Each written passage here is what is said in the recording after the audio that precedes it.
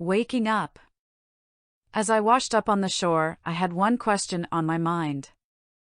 I was not worried about where I was or how long I had been unconscious. My main concern was, how am I still alive? I distinctly remembered a flash flood that swept me off my feet. I remember treading so much water that everything went black. Beyond that, everything was a mystery to me. Rain poured down hard as I looked around, hoping to find some sort of clue to tell me where I was. I saw a small town in the distance, and next to me, I noticed a red fish, flopping helplessly and yelping incessantly. I took a closer look and realized this was no ordinary fish. It was a Magikarp? Impossible. Magikarp do not exist. They are simply fictional creatures created by a money-grubbing gaming enterprise. Then again, nothing about this place seemed at all familiar. Could this maybe be a dream? Young man. I heard a voice behind me. I turned around to find a tall, black man in a lab coat standing over me. What are you doing here all by yourself? Well, I responded, I just washed up onto this shore. Could you tell me where exactly I am? You're in the outskirts of Pallet Town. Follow me, you look like you need somewhere to stay. I began to walk away, and all of a sudden, the Magikarp began flailing restlessly. I eventually picked it up in my arms and followed the man to what he called Pallet Town. He led me to a laboratory where I saw what looked like Pokeballs stocked high onto the shelves. So what's your name, kid? The man asked me. My name? I looked up. It took me a moment to remember my name, as if I had suffered a slight state of amnesia. My name, I said, is Brian. Brian Phoenix. It's nice to meet you, Brian. My name is Professor Jackson. Professor? Yes. I am currently the leading expert in Pokémon. I usually help new trainers begin their journeys. I see. That Magikarp seems to be quite attached to you. Is it yours? No. I just found it when I washed up on shore. You should try capturing it. It helps to have Pokémon in this part of the world. But I have nothing to catch it with. In response to this, Professor Jackson handed me an empty Pokeball saying, use this. I gently put the Magikarp down and took the Pokeball. I took about 10 paces away from the Magikarp and turned to face it. I do not know what came over me, but all of a sudden, my eyes locked on the Magikarp, like I was preparing myself in case it put up some kind of fight. My arm reared back, and as it did, I could feel my blood pumping. I flung the Pokeball at the Magikarp and watched closely as the red beam drew the Magikarp into the capsule. I watched the ball wiggle violently until I heard a pinging sound. A cocky smirk cracked onto my face. Robin. I kindly thanked Professor Jackson for his hospitality and departed. I walked back to the place where I regained consciousness. Overhead, I heard rustling in the trees. Suddenly, a wild Pikachu appeared, holding an egg and running frantically to escape the downpour. Suddenly, the branch the Pikachu was running over collapsed. The Pikachu panicked and grabbed the next branch to keep from falling, but it dropped the egg in the process. As if by reflex, I jumped and made a diving catch for the egg. The Pikachu sighed in relief at the sight of me holding the unharmed egg. It scampered down the tree to thank me, but as I tried to return the egg to it, it squeaked and ran off without it. I was confused at first, but I decided to assume it was its way of telling me to keep it. As I returned to Pallet Town, I heard a voice that I could recognize anywhere. Brian? Is that you? Robin? Robin Monera? I smirked. I turned around to see my old childhood friend standing in front of me. I embraced him tightly. It seemed so unlikely that I would find him here. Wow, you're a sight for sore eyes. Robin grinned from ear to ear. What are you doing here? I washed up on the shore here after that freak storm hit back home. How did you get here? I flew. You'll never believe it, but Kylie and I were struggling in the flood when we were picked up by a flock of Pidgeot. Pidgeot? I know, it sounds crazy, right? But somehow, Pokémon exist in this part of the world. I know. I caught a Magikarp shortly after arriving. Really? I kept a Pidgey that was part of the flock that saved Kylie and me. We should battle. I don't know, man, I just got this thing. I don't even know if it's fit to fight. Come on, I've been itching for a battle ever since I got this Pidgey. Let's go! Robin reared back and released his Pidgey. I saw no choice but to bring out my Magikarp. This is impossible, I thought, I'm gonna lose. Everyone knows Magikarp is totally useless. Pidgey! Robin immediately tossed out commands, use Tackle. Magikarp, I sighed, use Splash. For those of you that do not know, Splash is the only attack Magikarp can use at first, and it is absolutely useless. It has no effect whatsoever. As I gave Magikarp his command, it slammed its tail on the ground and jumped 20 feet up in the air. Needless to say, Pidgey was not able to land his attack. Robin looked astounded for a moment, and so did I. The battle continued on as such, Pidgey trying to tackle Magikarp, Magikarp dodging each attempt. At one point, I noticed Pidgey getting tired, and so was Robin. I decided, just for the hell of it, I was going to have Magikarp use Splash one last time. As soon as I called Magikarp's name, it lunged at Robin's Pidgey and knocked it off its feet. Pidgey fell to the ground and never got up. Robin stood there for a moment, amazed at what had just happened. I just got my ass kicked by a Magikarp. I just kicked your ass with a Magikarp, I said, also quite amazed at the events. What are you doing with your life, bro? I don't know. But what I do know is that this is far from over. I'll beat you one day, Brian. You can be sure of that, Jackson's request. That was a very rousing battle. Professor Jackson exclaimed in the distance, you both have great potential as trainers. Please, follow me to my laboratory. We did as the professor asked. When we got to the lab, he led us to a table upon which rested 3 Pokeballs. I want you both to take one of these and raise them to their full potential, Jackson said. I trust you'll make these Pokémon very strong. So we get to choose which one we want? Robin asked. Yes. The 3 Pokémon to choose from are Bulbasaur, Charmander, and Squirtle. Cool, Robin turned to me, you pick first, Brian. Oh no, I scoffed, I know how that works. I pick the one I want, and then you pick the one that has a type advantage against me. I'm not stupid, Robin. Geez, have a little faith, Brian. Fine, I'll pick first then. I want Squirtle. Jackson handed Robin the Pokeball containing Squirtle and stood there, waiting for my answer. All right. I want Charmander. You still pick the one that's weak against mine? Robin complained, then what was the big deal about me picking first? Well, I explained, at least now I can't make the excuse that you have an unfair advantage. This is very true.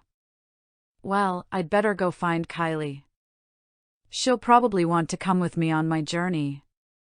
We could never be away from each other for so long. Deeper in the wood. Oh, Kylie's here with you? I looked up at Robin. That's really cool that you guys ended up here together. Yeah, Robin grinned, we were together when the flood happened. We promised each other we would never let go. I'm gonna go get her. You should come along with us, Brian. We could be like a trio. No, that's okay. It would feel kind of weird. You know, you two doing your thing and I would just be the third wheel. I think I'm gonna hike it alone this time around. Suit yourself, Bree. I'll see you around. Be warned, the next time I see you, we're gonna battle it out again, and I will be a lot harder to beat. I chuckled cockily as Robin walked away. My grin wiped away the moment he was out of sight. I flashed back to the flood. Robin was with Kylie when the flood took place. Meanwhile, where was I? Letta and I had just gotten off the phone making plans to see each other. What happened to Letta? Where was she? If Robin had the blessing of holding on to his girlfriend during his flood, what stopped me from doing the same? Brian Phoenix, a voice echoed in my head, I've been expecting you. Who's there? I yelled out, show yourself. Come deeper into the wood. I request an audience with you. Why should I trust you? Who are you? I am a sage of human and Pokémon alike. I know what troubles you, and I have the solution. But only if you are willing to listen. Why can't you just tell me now? I would prefer to confront you face to face. I decided to give in and wander into the woods.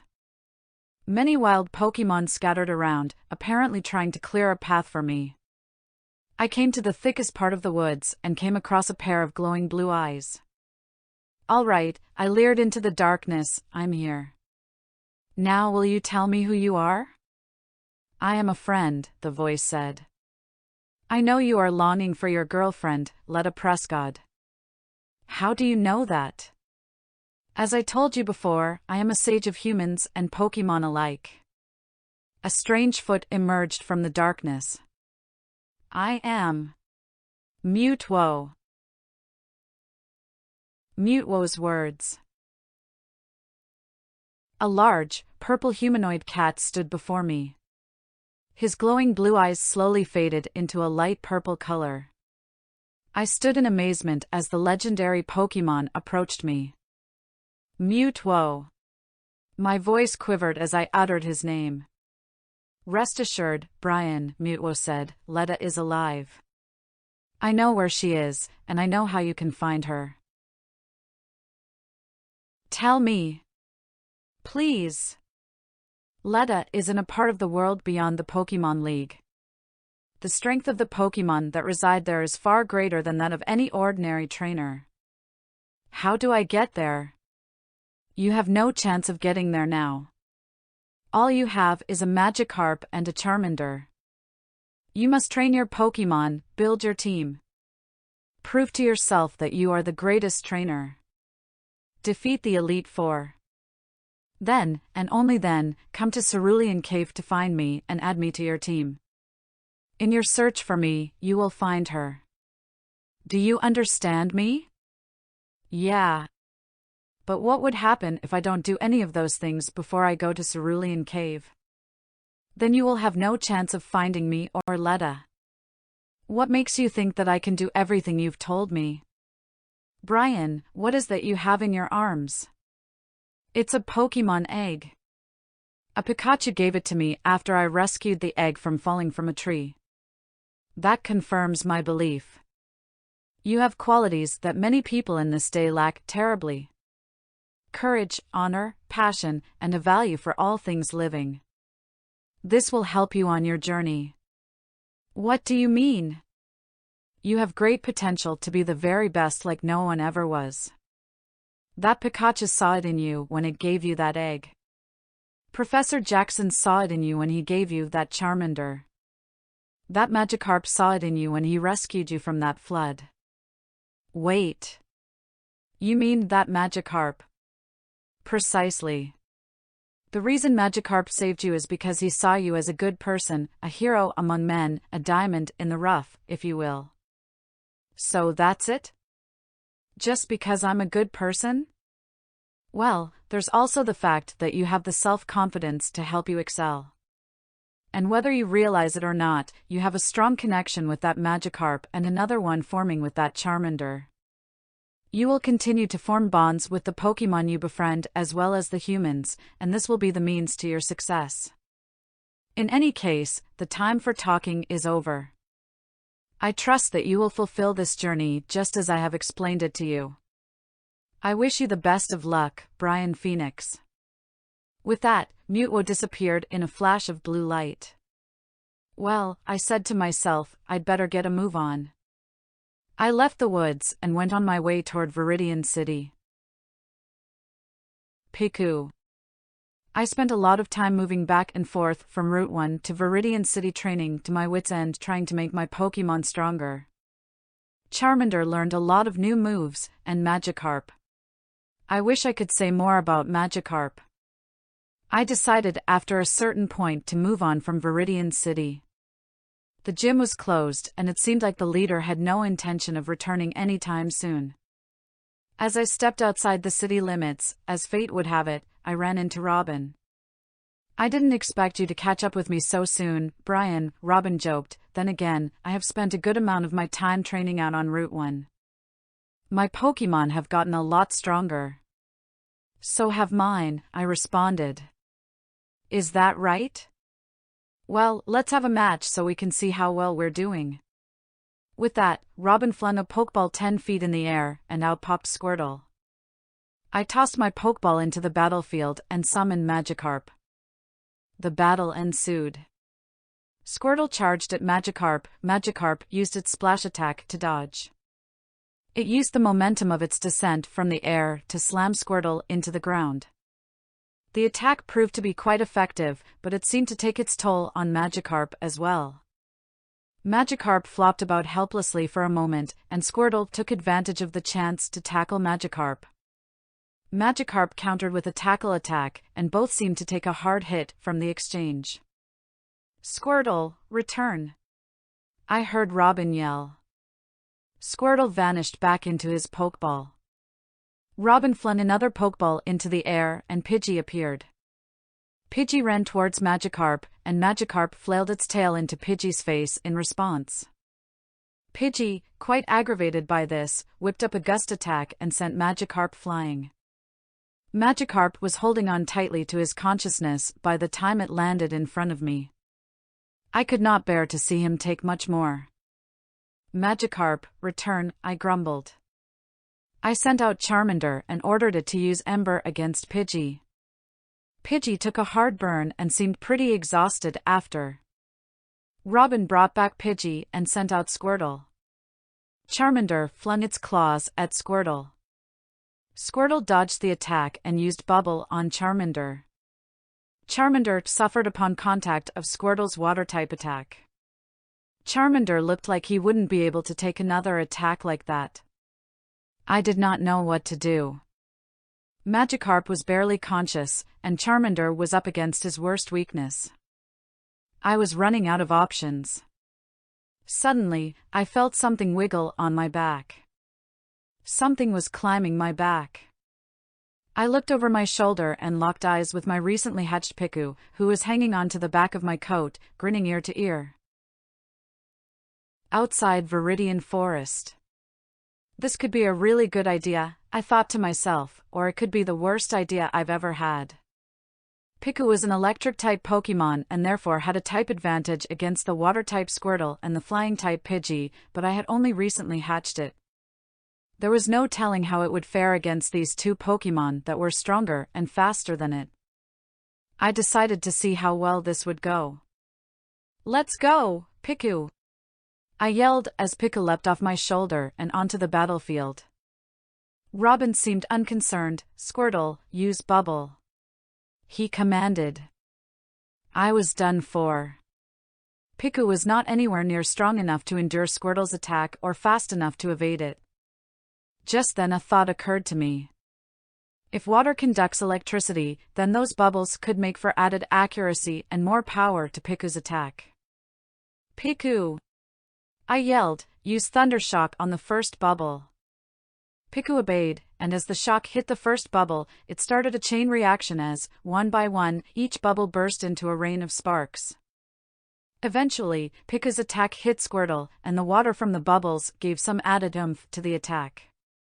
Robin twitched at the sight of his unconscious Squirtle and recovered shortly to send out his Pidgey again. This time around, Piku was much quicker to move, and it used a Thundershock to send Pidgey packing. "I win," I smirked at Robin, again. "Hold on a second," Robin complained, "you used 3 Pokémon against my 2. How is that even fair?" You're supposed to form a team of 6, I explained to him. The pace at which you do that is completely under your discretion, and it can help or harm to have less Pokémon on your team. Fair enough. But you won't have it so easy next time around. By the way, where's Kylie? Wasn't she supposed to be traveling with you? Professor Jackson suggested that she take the last starter. He needed another trainer to raise it. She went back to go get it. I told her I would wait for her just outside Viridian Forest. Ah. Well, I'm gonna take off now. This is an opportunity for me to get an upper hand while you sit around here waiting on your girlfriend. Go screw yourself, Brian. At least I have a girlfriend to wait on. My smirk wiped away as soon as I heard that. Robin's smile turned into a face of sudden realization of what he had just said. Bree, he tried to apologize. I didn't mean it like that. I'm sorry, man. Forget about it, I grumbled as I walked off into the forest. Bulking up. I tried not to let Robin's remark bother me. Even so, he really hit a soft spot, and he knew that. I could not stop thinking about Letta now. I kept wondering if she was okay, and if she was thinking about me. Then the thought occurred to me, the sooner I become the greatest trainer of all, the sooner I will find Letta. I used this as an incentive. I thought about me beating every gym leader in the region, then beating everyone out of the Pokémon League, and finally defeating the Elite Four. After doing all of that, I would go to Cerulean Cave and find Mutwo, and soon thereafter, I would find Letta. All of the work I put into this journey would be worth seeing Letta at least one more time. I would put every drop of blood, sweat, and tears into finding Letta. Using what I knew about the world of Pokémon, I inferred that I was not yet ready to take on Brock at the Pewter City Gym. My team consisted of a Fire type, which had little effect against Brock's Rock types, an Electric type, which would have little to no effect on them due to the fact that they are secondary ground types, and a Water type, which while usually effective against Rock and Ground types, was not the case for me, seeing as my Water type was Magikarp, which only knew Tackle. I only had one solution, I had to get stronger. I trained in Viridian Forest for hours on end, making my Pokémon stronger and making sure they were ready to face off against the rock-solid Pokémon trainer. Eventually, Charmander learned Metal Claw, a Steel-type move. This would really help me in my battle against Brock, but I could not stop here. I knew that at any point, Brock could use a Rock-type move, and Charmander would be out like a light. I kept on training until I was sure that Charmander would be able to withstand anything that Brock could throw at us. I believe in balance, so I made sure that Piku and Magikarp got as much training as Charmander did. It was hard to train Magikarp because it seemed to be getting less and less formidable in battle. Piku, on the other hand, was a little monster. With every battle it participated in, it seemed to be getting faster, stronger, and smarter. It started coming up with strategies on its own, and they proved to be extremely effective in battle. I was cited by a bug catcher, who decided to challenge me to a battle. I smirked and sent out Piku, who was on the rotation for training. I figured that if Piku could get through this battle without taking too much damage, we would be ready to face Brock. The bug catcher's first Pokémon was a Weedle. No big deal, Piku wiped it out with a single Thundershock. Same happened with the second and third Pokémon, also Weedle. The third and fourth Pokémon were Kakuna, which were a bit tougher to knock out, but still did not put up much of a fight. It was at this point, I began to analyze, this bug catcher has used 3 Weedle and 2 Kakuna, the evolved form of Weedle. This meant that his last Pokémon would either be another Kakuna, or possibly worse. Alright, that's it. I heard the bug catcher yell, now you've unleashed the beast. Just as I thought. The last Pokémon on his roster was Beedrill, the final evolution of Weedle. I watched as the bug catcher summoned the Poison Bee Pokémon. It glared at Piku menacingly. While I was slightly apprehensive due to the fact that this was my first time facing a fully evolved Pokémon, Piku did not seem at all impressed. The battle went underway. Beedrill tried to jab at Piku with its spear-like legs. Piku easily evaded the attack. This went on for a while, and I realized that, while Beedrill was incredibly fast, Piku would have no problems evading its attacks. On the flip side of that coin, it also occurred to me that if Piku insisted on dodging Beedrill's attacks, it would never have a chance to retaliate. At one point, Piku lost his balance. Beedrill tried to take advantage of this opportunity to attack, but Piku slapped it away with a tail whip. After which, Piku began to shudder, and I became very concerned. Had coming into contact with Beedrill poisoned Piku? My worries went away as I saw a gleaming light surround Piku. The silhouette transformed and became a stronger, faster, and more formidable Pikachu. Beedrill, trying to hide its impression, made one last attempt to attack Pikachu. Pikachu simply glanced over at the charging Beedrill and delivered a powerful thundershock that fried Beedrill in its tracks. The bud catcher stood there, gaping at what had become of his beloved Pokémon. Now, I thought as a smirk cracked across my face, we are ready to face Brock. Brock. I stepped into the Pewter City gym with my fists clenched tight and eyes locked on Brock. I stepped forward and loosened my fists. I had to relax for this fight. If I stressed myself too much, it could inhibit my performance. I could not tell if Brock was looking at me through those tiny slits he called eyes.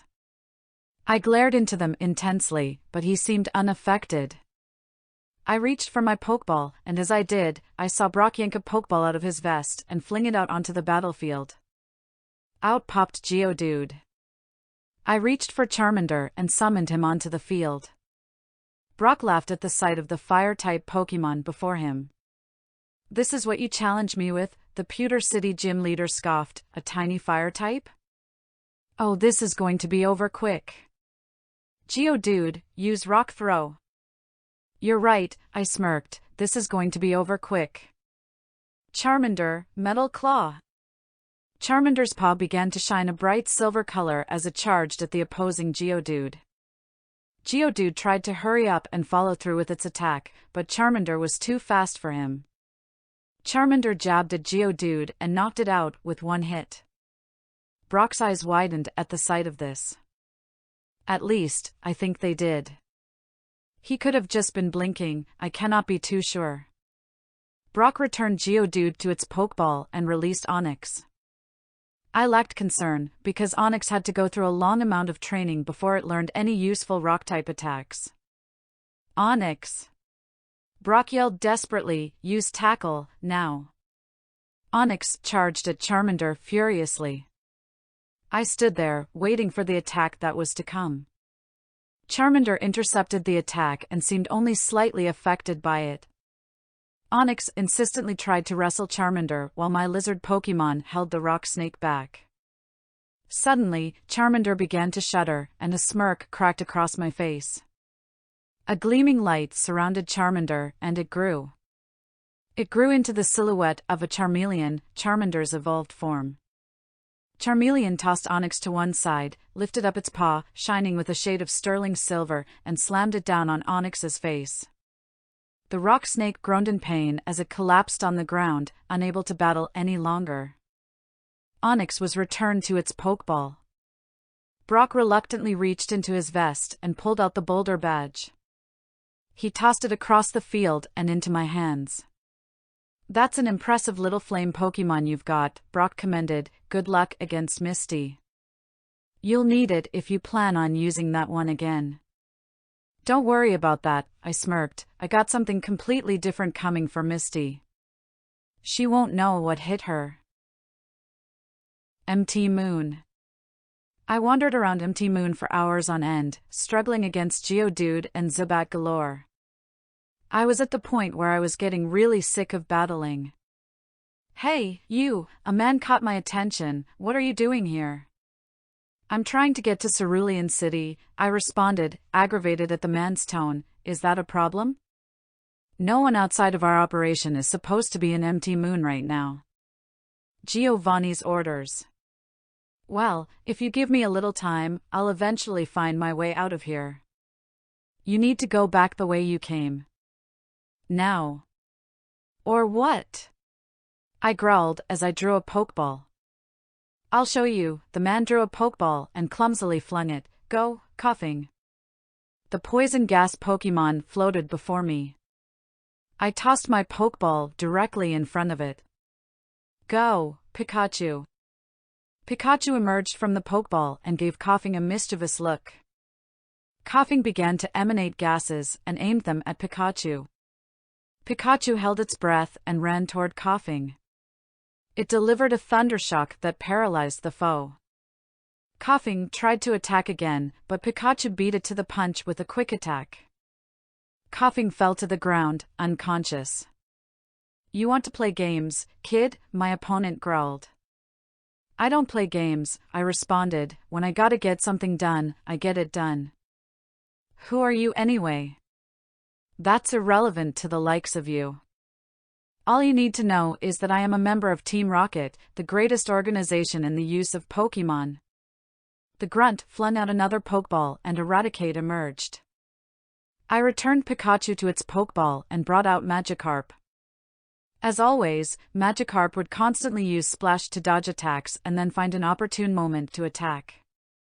This repetition went on until Eradicate fainted. The real question here, the Rocket Grunt said to me, is who are you? Not that it's of any importance to you, I glared at the grunt, but my name is Brian Phoenix. I aim to be the greatest Pokémon trainer in the world. Intriguing. But to do that, you'll have to make it out of this cave alive. Before I knew it, there were rocket grunts everywhere. They were swarming in and releasing their Pokémon for battle. There was no way I was going to be able to take all of them on at once. I was trapped. Ah, God damn it.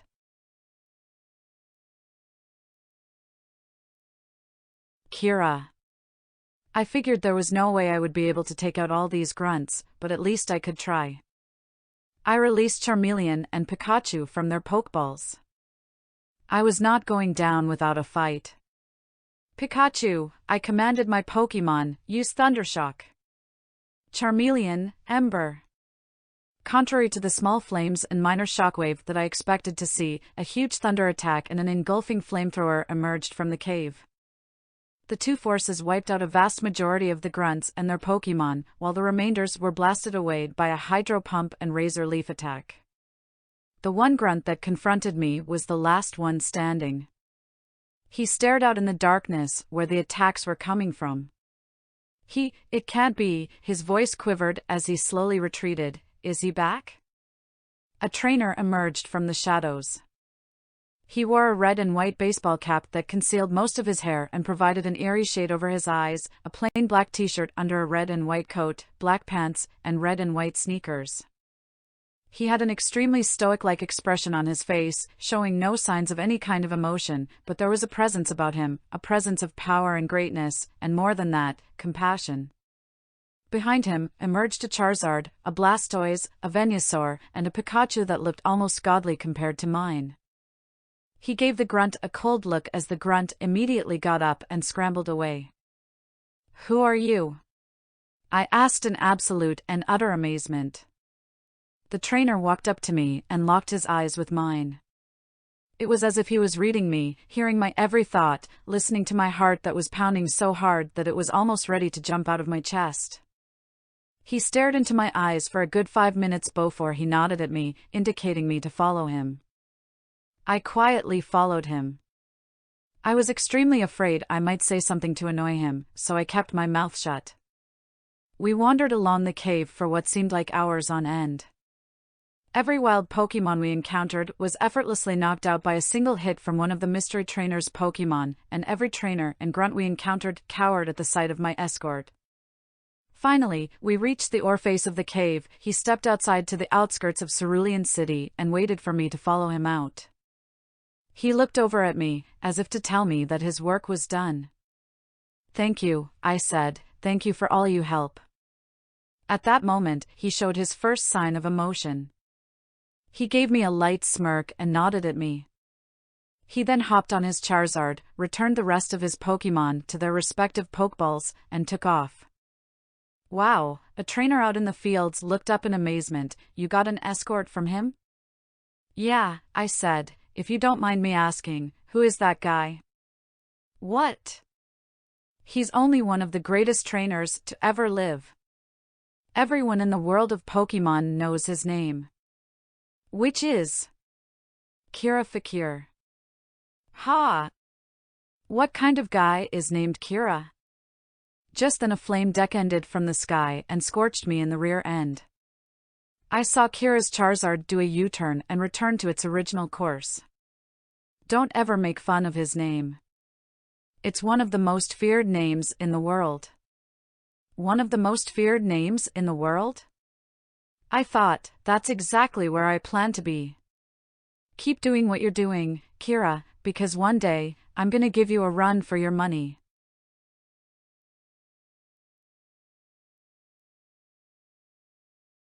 Gyarados. I was walking out of the Cerulean Pokémon Center when I heard a familiar voice say, "Hey, Brian. What took you so long?" "Traffic," I responded, "plus I got lost in Empty Moon." Robin chuckled at my response. He walked up to me, already holding a Pokeball in his hands. Noticing this, I smirked and pulled a ball from my belt. Robin flung his Pokeball in the air and released his Pidgeotto. I tossed mine onto the ground and brought out Pikachu. "Oh," Robin said, "you evolved the little rat." "Well, my Pidgey evolved, too, and it's a lot stronger than it was before." He didn't even finish saying this before Pikachu fried its opponent with a Thundershock. Robin gaped at the battle-ready mouse Pokémon with disbelief. He whipped out another Pokeball and smiled confidently. "I've got something to retaliate for that little rat of yours," Robin said as he flung another Pokeball in the air. "Go, Geodude." Pikachu stood with a hearty attitude as the rock Pokémon emerged from Robin's Pokeball. It shot a powerful Thundershock hurling towards Geodude, and the attack appeared to hit the opponent pretty hard, but Geodude emerged from the electric attack completely unharmed. "Your Pikachu's attacks won't help you here, Brian," Robin stood assuming victory, "neither will your Charmander's. Watch this." "Geodude, use Dig." Geodude dove into the ground and burrowed for quite a while. It suddenly shot up out of the ground and took Pikachu out. I returned Pikachu to its Pokeball and sent out Magikarp. I hadn't had a lot of luck with Magikarp along the journey, but I had a feeling it was due for a win. Both parties took at each other with a tackle attack. Magikarp clearly took more damage than Geodude did.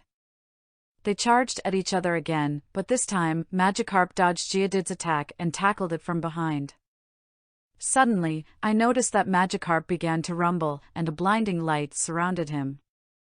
I watched in joy, and Robin in horror, as my harmless fish Pokémon grew about 7 times its original size into the blue serpent-like atrocious Pokémon, Gyarados. Gyarados lowered its enormous head to level with Geodude's and let out an earth-shattering roar. Robin was terrified, but he brought himself to ease with one mere thought.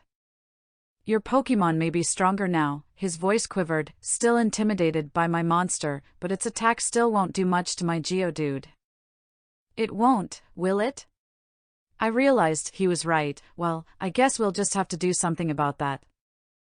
I whipped out a small, light blue disc labeled TM13, a small gift from Kira as we were trekking through Empty Moon. I scrambled onto Gyarados' back and held the disc to its head. I yelled, "Machine set," as the disc began to glow brighter and brighter and eventually shattered onto the floor. "Gyarados, use Ice Beam." A gust of cold air concentrated around Gyarados' mouth and began to glow a light blue. Gyarados shot it at a troubled Geodude and watched as the mist cleared and showed an unconscious rock Pokémon. "I thought for sure I had you beat this time," Robin sighed as he pulled his flat cap off his head, "but this isn't over yet. I have one Pokémon left. Go, Wartortle." Wartortle was nearly petrified at the sight of its opponent. Gyarados glared down at the turtle Pokémon, ready for whatever it had in store. "Wartortle," Robin commanded, "use Tackle." The Pokémon ignored Robin and quickly hid inside its shell. Robin sat down in disappointment of his cowardly partner. My turn, I smirked as Gyarados lifted up half of its serpent-like body and slammed down on its opponent. When Gyarados rose, Wartortle was imprinted into the ground, unconscious. Well, I guess that's that, I smirked, dismounting my Titan-like Pokémon. Nice effort, Robin. All of a sudden, I felt something strange wrap around my ankle and trip me. I face-planted into the soil as I heard a familiar voice. You didn't really think it ended there, did you, Brian? The voice said. No, now you've got to deal with me.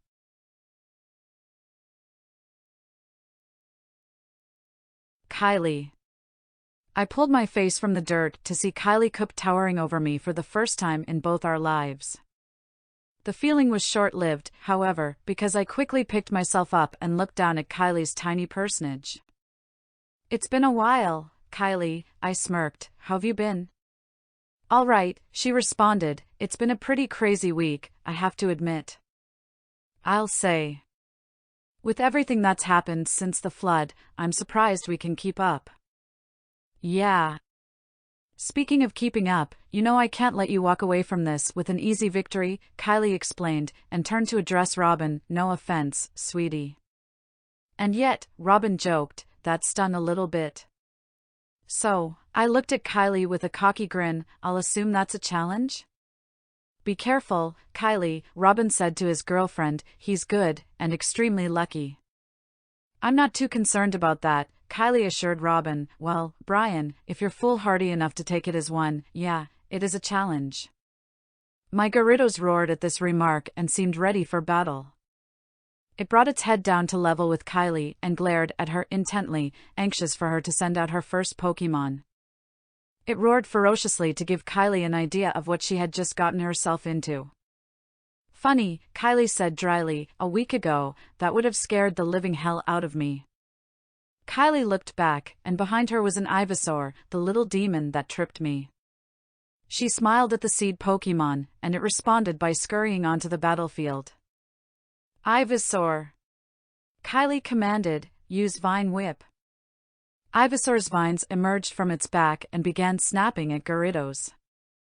Gyarados, not expecting the Ivysaur's strength, was taken aback by the force of the attack. Don't let it get the best of you, Gyarados. I yelled to encourage my partner, use Ice Beam. Once again, Gyarados released a powerful beam of Khalid energy toward Ivysaur, which took it out with one shot. Kylie seemed aggravated by this and retracted her Ivysaur. She tossed another Pokeball into the battlefield, and out popped a Butterfree. Butterfree! Kylie seemed much more sure of herself now. Use Confusion. Butterfree's eyes began to glow ominously and Gyarados was lifted off the ground. Gyarados struggled futilely as it rose higher and higher into the air. Eventually, Butterfree sent my Pokémon flying back and knocked it into me. Gyarados rose again in a rage and roared mightily. That's the spirit, Gyarados. I cheered my Pokémon on. Now, give him another Ice Beam. Gyarados used Ice Beam, but this time, it was aimed at me. I was absolutely astounded until I noticed that Gyarados was flailing around, frantically looking for its opponent. That was when I realized that Gyarados was confused. Now, Butterfree, Kylie directed, Poison Powder. Butterfree released a dust into the air. It did not seem like much at first, but it seemed to bother Gyarados terribly. Gyarados was poisoned by the attack. Confused and poisoned, I muttered to myself, Gyarados can't fight like this. Gyarados, return. In Gyarados' place, I sent out Charmeleon. My flame Pokémon seemed itching for a fight and jumped at the opportunity without hesitation.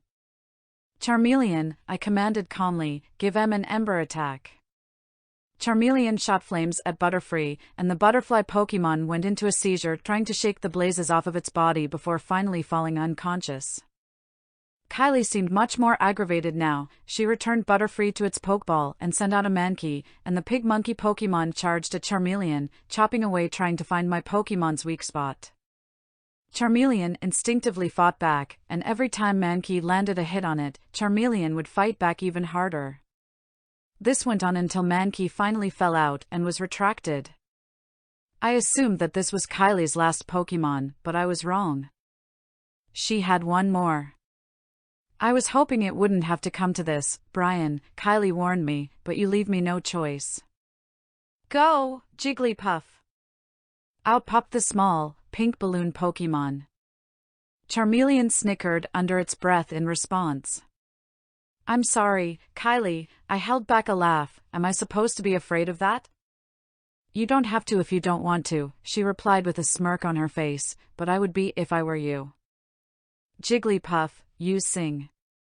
Jigglypuff began to sing, and as it did, Charmeleon grew drowsy. After a moment, my fierce flame Pokémon fell asleep.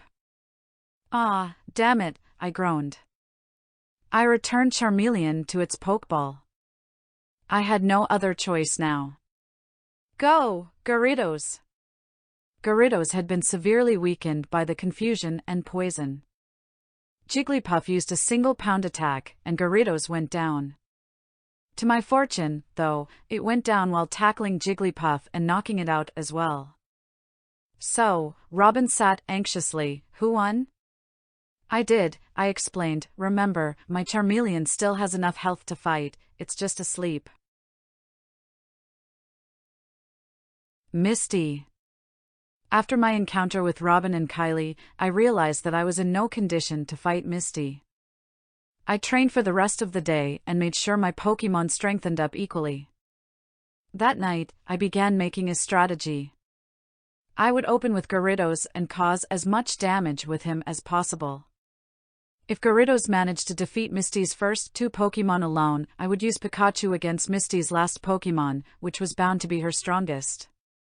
If Gyarados somehow could not manage to finish off Misty's first 2 Pokémon, I would use Charmeleon and avoid using any fire-type attacks and use Charmeleon's boosted speed to my advantage so it can evade a good majority of the aquatic opposition. Whatever the case, I wanted to make sure Pikachu was an unnamed weapon until the very end. The next day I stormed into the gym, ready to earn the Cascade badge.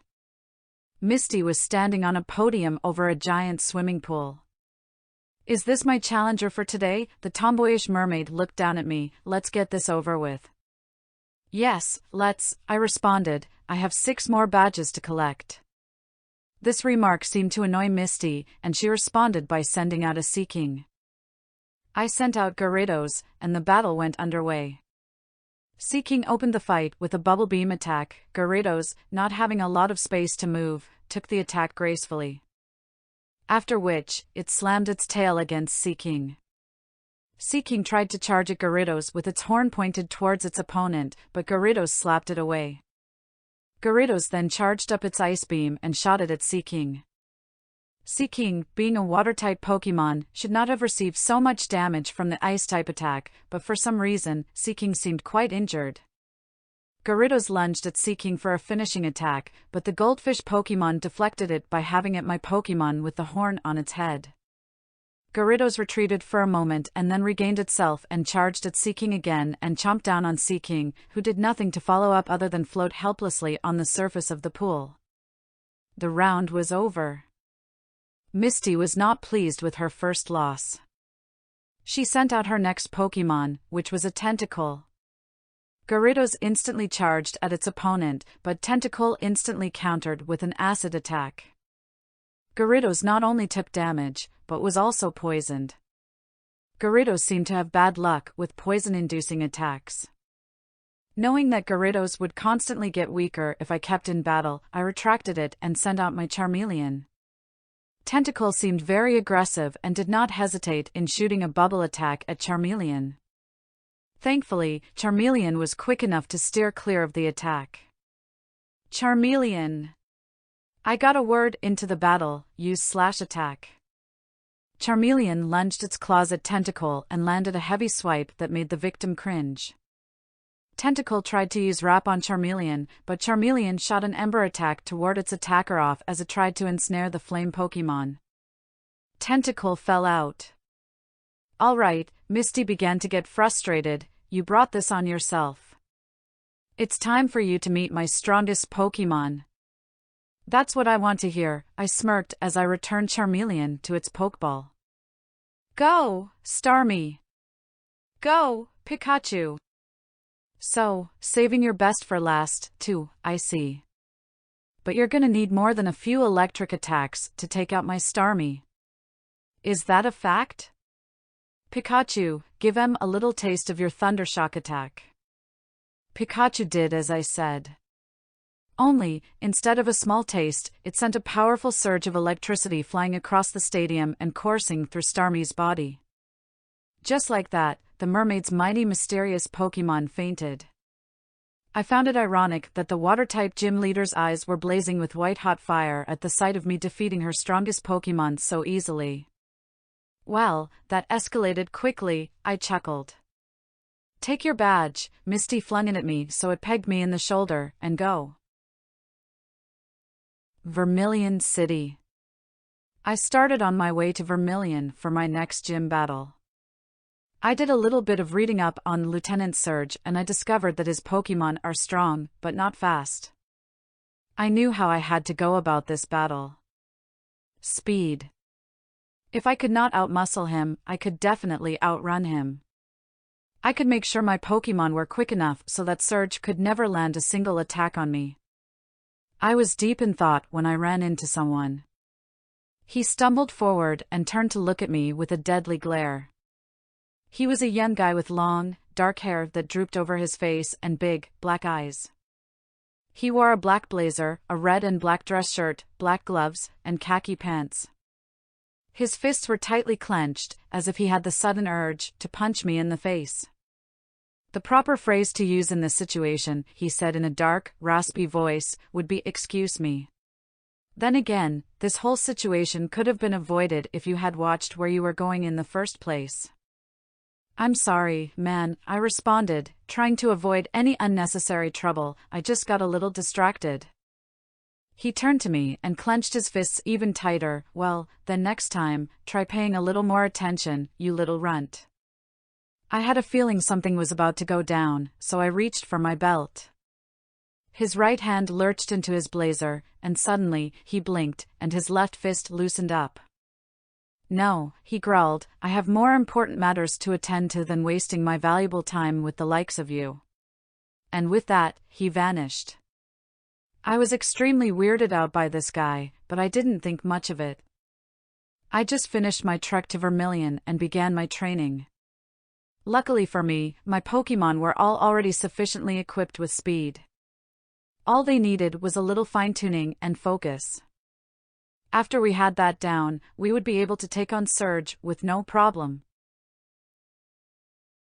Lieutenant Surge. I charged into the gym, my thundering footsteps echoing off the walls. Surge gave a hearty laugh. So this is my opponent today, he scoffed, this puny little runt? That's the second time in 2 days someone's called me a runt, I declared, and frankly, I'm not all too fond of it. Keep grinning, I'll have that look wiped off your face in no time. You're pretty cocky there, aren't ya? All right, here's the deal. We'll have a one-on-one battle. My best against your best. Sounds like a plan. Let's go then. The lighting American held out a Pokeball and released a Raichu. I smirked. I was originally going to use Charmeleon to fight Surge, but I felt it would be a lot more poetic for Pikachu to fight against its evolved form. Pikachu proved to be the fastest of all my Pokémon in any case. Interesting choice, Surge cocked a smirk, but your little mouse isn't nearly as strong as my Raichu. Raichu, use Mega Punch. Raichu jabbed at Pikachu, but it was not even halfway across the battlefield before Pikachu jumped out of the way.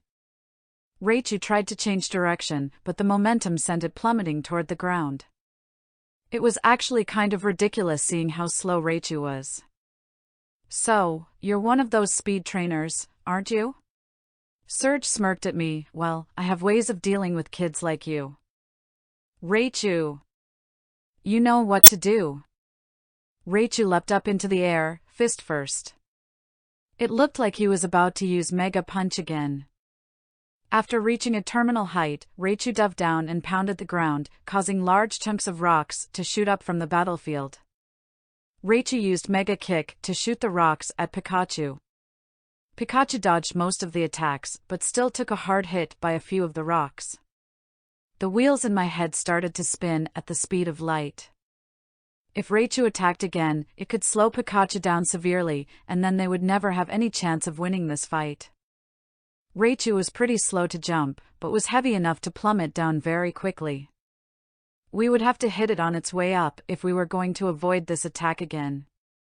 Pikachu would have to attack at the perfect moment. I had to take into account how long it took Raichu to jump into the air and how much the previous attack had slowed Pikachu. Raichu! Surge assumed victory too quickly, give him another one. I watched closely as Raichu crouched down, and as its legs began to push it off the ground, a voice in my head said, 3, 2, 1. Now! Pikachu! Use quick attack now, my voice boomed with a powerful authority that even shook Surge up a bit. Everything was slowed down in my mind.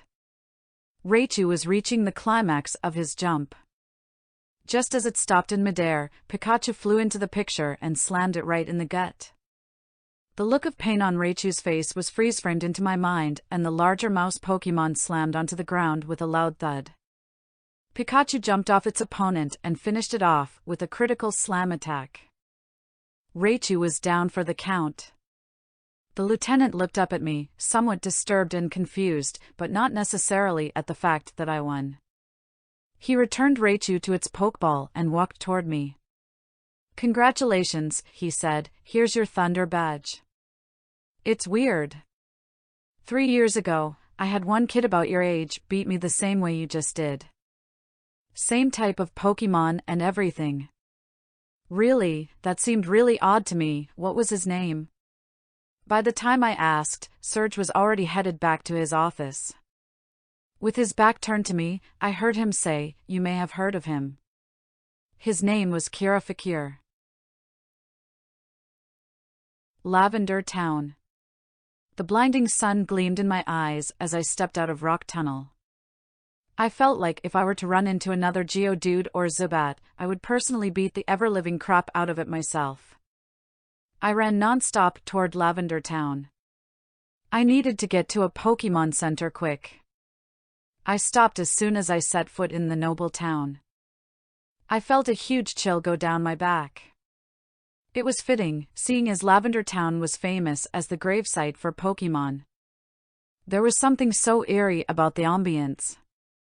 It seemed so dark and sinister that no one would dare bring it up. Despite the subliminal unstillness, it was a very beautiful town. People were very calm and friendly, as if they were completely unaware of the creepy undertone in the air. After I left the Pokémon Center, I decided to check out the town's main attraction, the Pokémon Tower.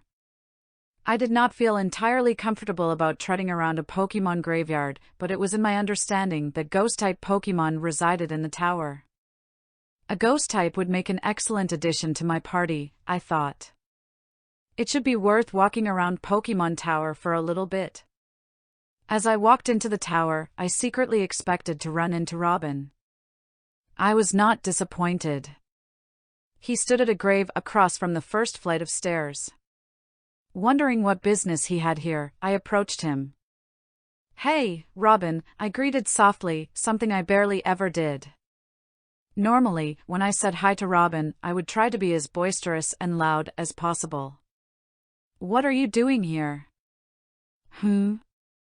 "Oh, hey, Brian." Robin did not seem all too surprised to see me. He noticed I was concerned about his presence. "Oh, don't get the wrong idea here. None of my Pokémon are dead. You're not that good just yet." He chuckled a little at his joke. I also cracked a smile at his remark. "I'm here doing the same thing you're probably doing. Looking for a ghost Pokémon. But there's something weird going on here. And I'm not just saying that because we're in a Pokémon graveyard. There's something here that's disturbing even the ghosts here. I've been trying to find out what it is, but I'm pretty sure it's not us. No. There's an evil soul here. It's stirring up the spirits in the tower. If its presence is so great that it scares spirits that are already dead, then I'm starting to wonder if I really want to come into contact with it. Kylie headed back to the inn we're staying at because she was so weirded out by this. But enough about that. How about a little one-on-one? What do you say, Bree? I smirked my cocky smirk. All right, Robin, you're on. Robin flung his pokeball up in the air and Graveler emerged. I flicked my pokeball onto the ground, as I was becoming accustomed to do. Gyarados exploded out of his tiny capsule. Graveler scowled at Gyarados, as if to say, "Oh, it's you again." Graveler, use Rock Throw. Robin always tried to have the first move. Unfortunately for me, Rock Throw was super effective against Gyarados, it being part flying type. Gyarados seemed mostly healthy by the end of the attack, then smirked at the Graveler's attempt to harm it. I shared my Gyarados' smirk. Gyarados, Bubble Beam. A flourish of bubbles flooded from Gyarados' mouth and honed in on Graveler. Try as it might, the rock and ground-type Pokémon could not withstand the power of Gyarados' water-type attack. Graveler went down with one hit. Not again, Robin groaned. I felt really proud of myself knowing this was the first time I had fought against Robin and not just pulled a win out of my ass. It made me feel like I finally knew what I was doing. The good feeling went away when I heard a familiarly dark voice saying, "What do you two think you're doing here?" Celso. I turned around to see the moody guy I met outside of Vermilion City. His colorless eyes were flaring with anger through his jet black locks. His fists were clenched tightly under his black leather gloves. "You again," he growled sinisterly. "What are you doing here? You are not welcome here." "Hold on a second." Robin stepped in. "Who are you to tell us we can't be here? This is a public area, and we have just as much a right to be here as you do." Our dark-souled peer shot his glare at Robin, who was somewhat shaken by the sinister look in his eyes as he said, "That's where you're wrong. There are extenuating circumstances at the moment, and I alone will determine who is allowed in the tower and who is not." Robin began to glare back at our apparent adversary, clenching his fists. "It's you, isn't it? You're the evil soul that's stirring up the spirits in the tower." "Everything possible," was the response, along with an evil chuckle. "I sense something in both of you. A strong eminence of love and compassion for all living creatures. You sicken me. It's a cruel world out there, and you will gain nothing from helping others out of the goodness of your heart other than abuse and emotional torture. There must be ambition in everything you do. There must always be a hunger to surpass others. That is how I have gained my strength as a trainer and as a leader." "Is that a fact?" I finally spoke up, pulling out a pokeball. "Then you won't mind proving in a battle." "Is that a challenge?" he growled, confidently. "You bet it is." My opponent's eyes blazed ferociously under his locks. He drew a pokeball and slammed it on the ground. A Venomoth emerged. I smirked. I had not known what kind of Pokémon he would use, and the sight of him releasing a bug type made me feel good about the selection of my opening Pokémon. "Go, Charmeleon!" I released my flame Pokémon, and it snickered cockily as it looked upon its opponent. "Venomoth," the growl in my foe's voice trembled with anger. "Toxic." Venomoth attempted to attack, but not before Charmeleon countered with an Ember attack on my command. Venomoth attempted once more to hit Charmeleon, but its master stopped it. "Don't bother with it," he growled. "Go after the boy." Venomoth flew right past Charmeleon and came charging towards me. My heart immediately started pounding nearly 50 miles a minute as Venomoth got closer and closer. I tried to run, but I was completely petrified. Time slowed down in my mind, making it all the more terrifying. Finally, after what seemed like minutes, the poison moth Pokémon was millimeters away from my face, and it fell to the ground. I looked closely at it and realized that Charmeleon had attacked it from behind. I smiled at my loyal partner and praised him. Then, suddenly, I got a little dizzy. The room started spinning and stretching. It was as if space was being distorted. I felt everything get farther and farther away. Everything started hurting and I fell to my knees. In the distance, I saw a blur of black and red, and I heard a deep, growling voice saying, "My name is Nsfw, and I will make sure that neither of you interfere with my business ever again." Robin to the rescue. I woke up in a daze to see Robin and Kylie standing over me. I was not in Pokémon Tower anymore. I was surrounded by white walls and was lying in a soft, tiny bed. I was in a hospital. "Are you all right, Brian?" Robin asked worriedly. "I'm all right," I groaned groggily, still a little dizzy, but... "What happened?" "That damn Venomoth. For a second, it looked like it didn't get a chance to lay a finger on you, but it used poison powder to knock you out. I wanted to beat the ever-living crap out of that guy, but I had to get you out of there as soon as possible."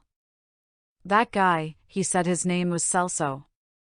Nsfw. "Who is he?" "I don't know. Never seen him before. Seems like he knows you though. He kept muttering things about you under his breath. Couldn't understand anything he said, though." "I met him once outside of Vermilion. We didn't really talk much, but right off the bat he seemed like he was up to no good." "This is too weird," Kylie finally chimed in. "What is up with this guy? What kind of person attacks another human with their Pokémon?" "It happens a lot more often than you would think, Kylie," Robin responded. "There are a lot of bad people out here. The question is, what exactly is he up to?" "I don't know," I shook my head softly, "but I'll eventually find out if I keep running into him like this."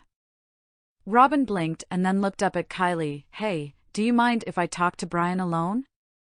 Kylie was pretty surprised by the request. Yeah. Sure. I'll be right outside." When Kylie closed the door behind her, Robin grabbed a seat and gazed at me. "Brian, you're not gonna insist on traveling by yourself, are you?" I sat up at the sound of this question. Why not? I've been all right so far. You were attacked by a Venomoth today. The only reason you're sitting here is because I helped you out. I can't imagine what would have happened if I hadn't been there. What would have happened if I had just taken off, like always, and just left you to fend for yourself? Look, I appreciate that you were there to help me, Robin. I am. But now I know more about this guy. I know he plays dirty, and I'll be ready for him the next time I have to face up to him. But, Brian..." I interrupted him with a friendly punch in the gut. "No buts, Robin. I know what I'm dealing with now. I get that you're worried about me, and that means a lot to me. But I'm a big boy. I can take care of myself. So screw your logic." The cocky smirk on my face wiped away as soon as I uttered that last sentence. That was a phrase that I had learned from Letta. Robin noticed my sudden change of mood and to what it was due. "You really miss her, don't you?" Robin said to me, almost in a whisper. "Yeah," I responded similarly. "I'm gonna look for her. I'm going to tread the entire world if I have to, if it means finding her. But to do that, I have to beat the Pokémon League and then the Elite Four, so I can become the champion." Robin rose from his seat. "Well, to do that, you'll have to beat me at the Pokémon League. And I can promise you, Brian, I won't be easy." I smirked at him again. "Wouldn't have it any other way, Robin." We shook hands, and as Robin was walking out the door, he looked back at me. "See you around, Brian. And try not to get yourself killed. I want to be able to beat you before you die." I chuckled at him. "No promises, buddy." Ghastly. Against my better judgment, I went back to Pokémon Tower. The events that occurred the day before were really unsettling, but I really needed a ghost Pokémon. As I stood at the foot of the tower, I felt a quake in the ground along with screams coming from the top floor. They were not screams of terror, though. They were more so screams of anger and frustration. I saw a flaming explosion come from one of the top windows and a Charizard emerging from it with a familiar figure riding on it. Kira, I whispered in admiration. Whatever evil souls were in the tower, Kira must have warded them off. I was much more confident about entering the tower now. I walked around the second floor for nearly half an hour and found nothing. I decided maybe I needed to climb up one more flight of stairs. On the third floor, I took 4 steps, and all of a sudden, I felt something come over me. I looked to my sides. Nothing. I calmed down and looked forward to find a ghastly not even a hair's distance from my face. The ghastly had a really stupid, however malevolent smile on its face. I was unsettled at first, but it passed before long. I kept perfect eye contact with the gas Pokémon with my cocky smirk quickly snapping across my face, and I grabbed a ball from my belt and tossed it behind me. Gyarados rose from the capsule and glared at its opponent. I was pretty amused when Ghastly broke eye contact with me at the sight of my Gyarados. It gaped in absolute terror as my atrocious Pokémon towered over it with regal superiority. Gyarados, I continued to smirk, Bubble Beam. Gyarados flooded Ghastly with its bubbles, but I knew that Gyarados was too strong for Ghastly. When I felt that Ghastly had been watered down enough, I stopped the attack. Ghastly was groggy from the attack and barely conscious. I pulled out an empty Pokeball and flicked it at Ghastly. Ghastly did not put up much of a fight to escape, and the Pokeball locked before long. This was the first time I had ever caught a Pokémon to add it to my team against its own will. I realized I did not want to force any Pokémon to fight against its own will. I decided on what I would do about this. I went back to the Pokémon Center and healed my team. Then I went back to the tower and brought Ghastly out. It seemed to be fairly comfortable around me, so I spoke to it. Ghastly, I said, my name is Brian Phoenix. I have a mission to be the greatest Pokémon trainer in the world. I need a ghost Pokémon on my team, so I caught you. I can train you to be the very best you can be, and all I ask in return is your friendship and for you to help me to achieve my goal.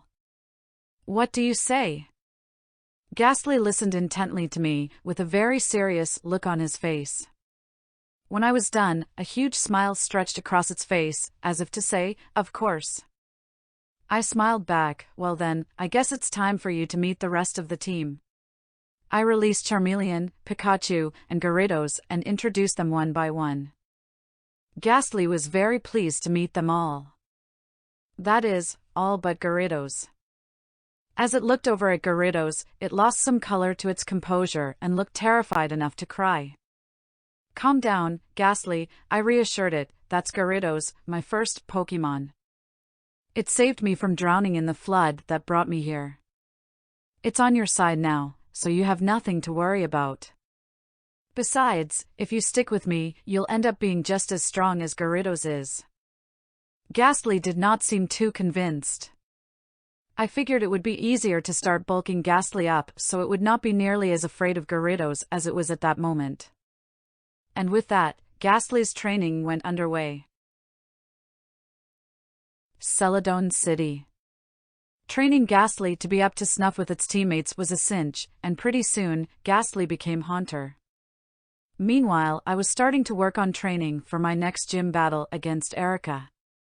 I had a fire type at my disposal, and Haunter had recently learned the Hypnosis Dream Eater combo, which would be extremely useful considering most of her Pokémon would also be poison types. On top of that, Gyarados' Ice Beam would be very effective against her grass types, and despite the fact that Gyarados is a water type, its secondary flying type made it less vulnerable to grass type attacks.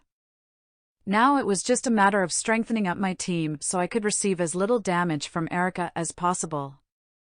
I trained out on Route 7 for a decent amount of time, or at least until I was sure that any one of my Pokémon could take out any wild opponent with one hit. As I walked back into Celadon, I spotted 2 rocket grunts. Remembering the last time I had a run-in with the rockets, I tried to stay out of sight. Then my heart sunk as I noticed someone walking toward them. Hey, you! A grunt caught Robin's attention. Where do you think you're going? The game corner, Robin replied nonchalantly, thought I'd do a little gambling. You're too young to be gambling, kid. Do you even have a coin case? I don't see how that's of any importance to you. There was something different about Robin. I found it strange, seeing as I had only spoken to him 2 days ago. He seemed to be more sure of himself. I could tell right off the bat he was up to something, and I suspected that something had to do with antagonizing Team Rocket. Why don't you show us your coin case, and we'll tell you whether or not it's important. Robin reached into his red vest, as if he was going to show the grunt his coin case. I noticed that he then suddenly clutched something in his vest. The grunt noticed this and instantly responded by grabbing Robin by the arms and holding them behind Robin's back. This kid's trouble, the grunt said to his colleague as Robin struggled to escape his grasp. Search him. The second grunt instantly began patting Robin down and searching through his pockets. He pulled out 3 Pokeballs. He's got a Graveler, a Pidgeotto, and a Wartortle, the second grunt reported. I sighed at how easily they had detained Robin, but now a more alarming question arose in my head: where was Kylie? Unfortunately, my question was answered soon thereafter. A third grunt appeared dragging Kylie along the same way the first grunt was restraining Robin and said, "Looky here what I found hiding behind the bushes." The second grunt looked at her and said, "Did she have any Pokémon on her?" "Yeah, she was carrying a Primeape, a Jigglypuff, a Butterfree, a Cubone, and an Ivysaur." The first tightened his grip on Robin. "Your little girlfriend there came better equipped than you did. Now, tell me, who else have you got working with you?" By this point I had had enough of watching my friends being harassed and interrogated by these mooks. I jumped out of my hiding spot holding a Pokeball and responded, "Me." I bowled my Pokeball onto the floor and released Haunter. The second grunt tried to draw a ball, but I was too quick for him. "Lick," I commanded. Haunter took a huge swipe at the second grunt with its tongue and left the adversary paralyzed. Robin took advantage of this moment to elbow his restrainer in the solar plexus. As the first grunt doubled over in pain, Robin dove for one of his Pokeballs and opened it up. "Graveler, use Dig." Robin screamed as the rock Pokémon popped out of the capsule and dove into the ground. Before long, a hole appeared below the third grunt. The goon collapsed under the hole and released Kylie from his grasp in the process. The first grunt was starting to pick himself up from Robin's attack, and as if by reflex, Kylie snapped her hand into her jacket and expertly flung a Pokeball towards the grunt. "Butterfree," she almost shrieked, "use sleep powder." I had never seen Kylie like this. She was usually so calm and quiet. Her eyes flared with determination and just a little bit of frustration. Butterfree sprinkled its green dust on the grunt, and he fell asleep instantly. The 3 of us returned our Pokémon to their capsules and admired the work we had done against the grunts. Finally, Robin looked at me, and I looked back with my usual smirk. "All right," Robin let out a relieved chuckle, "I guess we're even." The hideout. "What are you guys doing here?" I did not hesitate to ask Robin and Kylie. "We've been noticing some suspicious stuff going on around the city," Robin responded, "rocket grunts everywhere, and they all seem to be going in and out of the game corner. We were trying to get down there to check it out." "That's ridiculous. How can 2 people take down an entire operation?" "Well, what about that one guy?" Kylie interjected, "who wipes up the floor with Team Rocket every time he comes into contact with them." "That one guy is Kira Fakir," I explained, "and he's not just any guy. He's the Pokémon League champion. He's the greatest trainer to ever walk the face of the Kanto region. People are scared to even look him in the eye. Of course, he can knock Team Rocket clean off their feet." "That makes no difference," Robin interrupted me, "the point is we have a way in. We make a great team, guys, and if we all work together, we may actually stand a chance against these guys. Brian, are you in?" I let out a huge sigh and agreed to join the 2 lovebirds. We walked into the game corner completely nonchalantly and slowly but surely found our way to a back door in the building. I assumed this led to an alley, but instead, it made way for a downward staircase. Robin cautiously stepped down, as if trying to avoid any booby traps. I watched aggravatedly as Robin kept creeping down the staircase slowly, like he was in some kind of Indiana Jones movie. "Hey!" I heard a voice at the bottom of the flight yell, "What are you doing here?" "Intruder! Intruder alert!" Robin immediately yanked a Pokeball out of his vest and released his Graveler yelling, "Roll out!" Graveler broke out of its Pokeball, rolled itself up into a ball, tumbled down the stairs, and bowled over the grunt. An alarm went off. I figured there was no point in trying to be sneaky now, and I flew down the stairs, Pokeball in my hand and Kylie following right behind. 3 more grunts ran in from different parts of the hideout. "Butterfree!" I heard Kylie summon from behind me, confusion. I froze, but not by my own will. It felt like a wall of nothing had surrounded my body, inhibiting me from movement. I rose, and I became more and more unsettled as I did, until I realized this was Kylie's doing. I noticed that she and Robin were rising as well. Why she would immobilize the 3 of us and suspend us in the air was beyond me. Then I realized what her intention was with Robin's next words. "Graveler, use Earthquake." Graveler planted its feet firmly on the ground and slammed down on the floor with the palms of its hands. The floor evidently shook violently as the grunts were put into a state of disarray and eventually knocked off their feet by the tremor. Robin, Kylie, and I were completely unaffected, however. As the last grunt fell, Butterfree began to telekinetically put us down again. "You can't be such a hothead with things like this, Brian," Kylie patted me on the back as she walked past me. She turned around and looked at me with a cutesy and cheeky grin. "There's gotta be strategy in the things you do. You can't just up and run at things head-on like you always do, or just try to make up a solution on the spot. That's how you end up getting hurt. It's not all about brute strength, you know." These words repeated in my head as the 3 of us advanced deeper into the chamber. I was not too pleased with Kylie's comment, but it made me wonder, was she right about my general approach to things? Did I really focus on little more than force and improvisation to achieve my goals? Raichu. It was too easy storming past the grunts, but as we got closer to the core of the base, we were caught by surprise. "Giga Drain," a voice commanded from the darkness. A Golbat swooped down and drained all the energy out of Graveler. Graveler was officially useless to us. Robin reached for his blood-red vest, but I waved him off.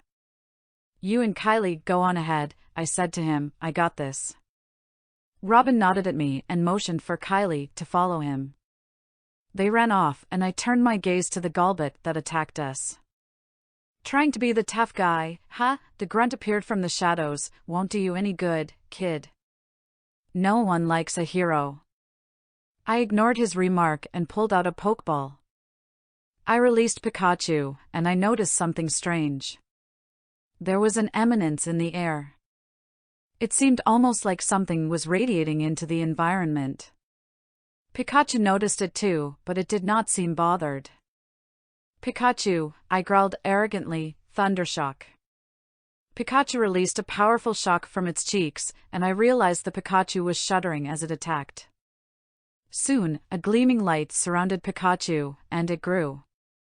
As the light faded, my Pikachu was revealed to have been replaced by a stronger Raichu. The Thundershock turned into an even stronger Thunderbolt attack. The damage was more than the Golbat could handle, and it fell out before long. The grunt seemed extremely upset at his loss and ran off to get help. Normally, I would have taken more time to admire my newly evolved Pokémon, but I had more important things to turn my attention to. I ran off, following the trail that I had seen Robin and Kylie run. I turned an aisle, and then I realized that I had no idea where to go next. Thankfully, Robin's silhouette popped out of one of the hallways, and his voice trailed down to my ears. "Hey, Brian," he yelled out to me, "come over here." You have got to check this out. I asked no questions and instantly ran down the hall and turned at the opening where Robin had appeared. I stopped in my tracks as I saw what Robin and Kylie were staring at. Before us were piles and piles of evolution stones. Leaf stones, fire stones, thunder stones, and water stones were all lined up and sorted in different stacks. At the bottom of the thunder stone pile, I noticed a small clutter of crumbled yellow shards. Now I knew how Pikachu had evolved. Unbelievable, I whispered in awe. What are they doing with these? They're artificially recreating the radiation they let off and mass-producing them to sell to the Celadon department store, Kylie deduced. Since they're so rare, they can be sold at a high price. How are they getting the resources to recreate the radiation? I heard stories while I was in Vermilion, Robin recalled. In the depths of the ocean there are 4 stones, one of each type, that don't break after they're used. You can use them as much as you want. Maybe Team Rocket got a hold of them. And they're extracting the energy of the stones to make thousands of each to sell for a profit, I inferred. Suddenly, we heard a soft, slow clapping and a coarse, sinister voice following. Well done, children. It seems there is hope for the intellect of the upcoming generations. But sometimes, even the smartest of people cannot survive long enough to share their intellect. Giovanni. We turned around to see a tall, well-dressed, and somewhat muscular man standing erect before us. He had brown hair combed to the side, a dark olive complexion, and cold black eyes. I must say, the man spoke again, congratulations on making it this far. But all journeys must come to an end. I'm afraid this is the end of yours, and it will be a most painful one at that. I growled at this remark and the arrogance behind it. Just who do you think you are? I am the leader of Team Rocket. My name is Giovanni. Giovanni what? Robin wondered. The Rocket leader shot a cold glance at him, as if he had said something out of line. That is of no importance to you. Anyone who has the audacity of defying Team Rocket must be put to a stop immediately. Maybe you should have said that to your grunts, I chuckled darkly, because they didn't do such a great job of stopping us. Giovanni looked over at me, sizing me up, seemingly trying to figure out what it was about me that made me able to fight past his guards. He then did the same to Robin and Kylie. It would appear my agent's attempts to detain you were, in fact, futile. But I am far stronger than any of the agents below me. To challenge me would be a death wish. If that's the case, I may just be feeling a little suicidal. How about you guys? I looked over at Robin, who had his fist clenched tightly and his teeth gritted almost past their crowns. Bring it on. I glanced over at Kylie, who gave me a light head nod, and looked back at Giovanni. Let's do this. Giovanni closed his eyes. It seemed as though he was meditating, or savoring the moment. Very well, he growled with overbearing pride. I shall fight the 3 of you at once. You 3 shall each use 1 Pokémon. I will use 3. Understood? We all nodded. I reached for my belt, Robin reached into his vest, and Kylie went for her jacket. Giovanni slowly craned his hand into his coat and pulled out 3 Pokeballs. He tossed them all on the ground. Kangaskhan appeared before me, Nidoking before Robin, and Rhydon before Kylie. In response, as if completely in sync with each other, Robin, Kylie, and I each pulled out a Pokeball and released Wartortle, Ivysaur, and Charmeleon respectively. Giovanni seemed completely relaxed as he commanded his Pokémon, Kangaskhan, Slam. Nidoking, Double Kick. Rhydon, Earthquake. Kangaskhan spun around and tried to slam its tail against Charmeleon, but my flame Pokémon caught the rogue appendage. Wartortle ducked and dove to evade Nidoking's attacks. Rhydon tried to use its attack, but Ivysaur restrained it with its vines. I noticed that as the battle progressed, the 3 starter Pokémon began to shudder. Seeing this take place before, I knew exactly what it meant. Hey, guys, Kylie caught our attention. Have you ever heard that when Pokémon that grow up together and fight together, they tend to grow faster? Robin and I looked over and smiled at Kylie. We knew exactly what she was talking about. The three starters were surrounded by a blinding light. After a few seconds, Charizard, Blastoise, and Venusaur emerged from the light. Giovanni seemed slightly unsettled, but not enough to break his pride. They may grow as much as they like. They are still no match for my Pokémon. I had had enough. I was going to shut this guy up for good. Charizard, I barked. The next words that came out of my mouth startled me at first, but the chill melted away before long. Pokémon Center. Not the tower.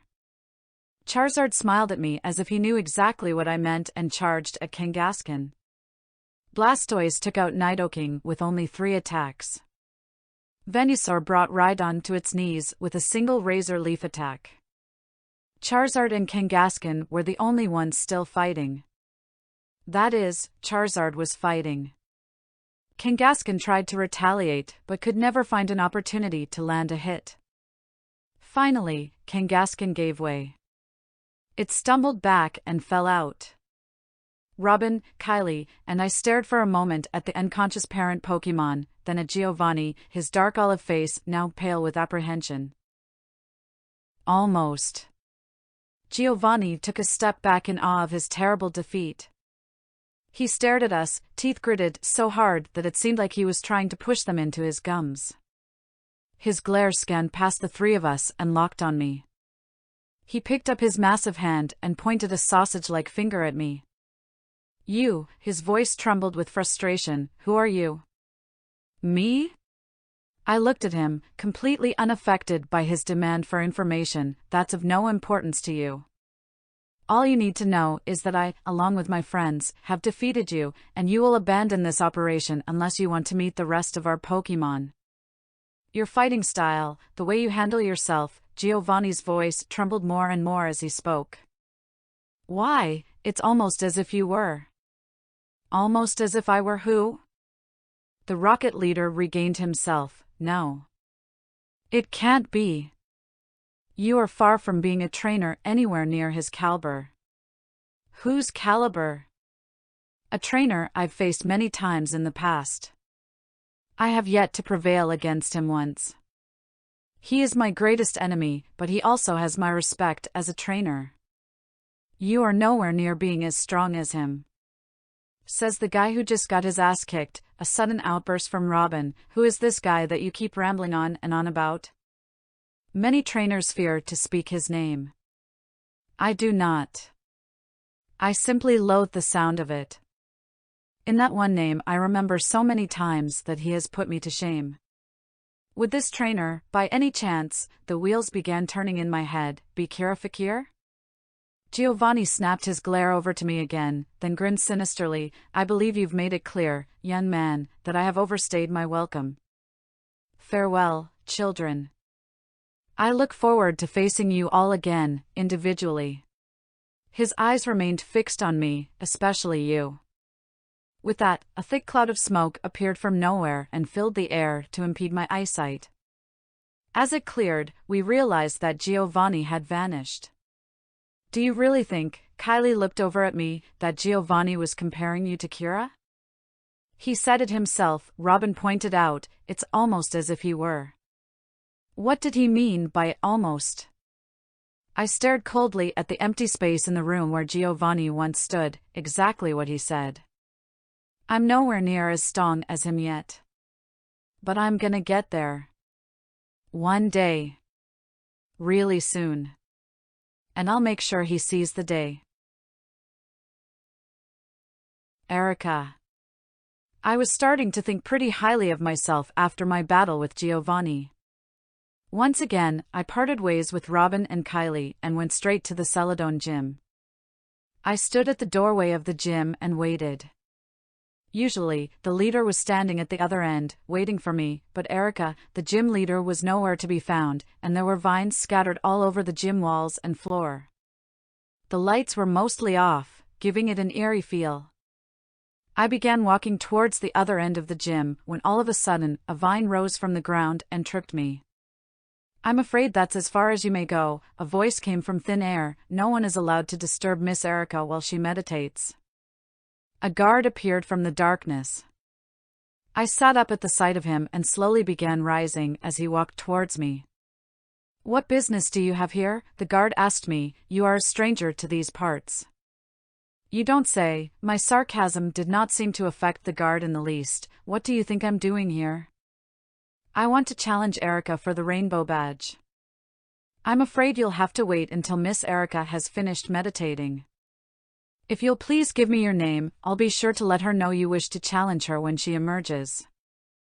Look, I don't have time for this. I think I'm just gonna come back later, I groaned, but the guard didn't seem too happy with my decision. When she comes out, tell her Brian Phoenix is looking to fight. Brian Phoenix, a more feminine voice called out. Erica stepped out from behind a vine-ridden curtain. That's quite enough harassment for the young man, Axel. I can handle things from this point on. Very well, Miss Erica, the guard gave a slight bow before walking off, so you shall. As Axel walked off, I turned to smirk at Erica. You sure put your employees to good work, don't you? Oh, I don't employ them, Erica explained. They were bestowed upon me by the Gym Leader Association. For some reason, they feel it's necessary to act as my servants. I've never asked them to act as such. Her voice was very calm and stable, but not to the point of monotony. She talked as though she were in a daze. There was a melody to her voice that seemed very enriching and inspiring. I was actually quite relaxed by its sound, but not to the point that would let me get my guard down. But perhaps it's best if we leave that conversation for another occasion. I understand you wish to challenge me. Yeah. I just have one question. How and why did you recognize my name? It's quite simple, really. I've been expecting you. I've received word from Brock, Misty, and Lieutenant Surge about a trainer with your name. I've heard only wonders about you, though Misty gave me most of her news in ill temper. I was wondering when I would have a chance to battle against you. I expect a superb effort on your part, Mr. Phoenix. I do trust you will not disappoint me. You can be sure of it. Then let us begin. Erica released a Tangela from her Pokeball. I immediately pulled out a capsule and bowled it onto the battlefield. Out came Gyarados. Vine Whip, Erica commanded in her ever-so-soothing voice that almost put me in a daze. I stopped myself quickly enough to keep from drifting off. Gyarados, Ice Beam.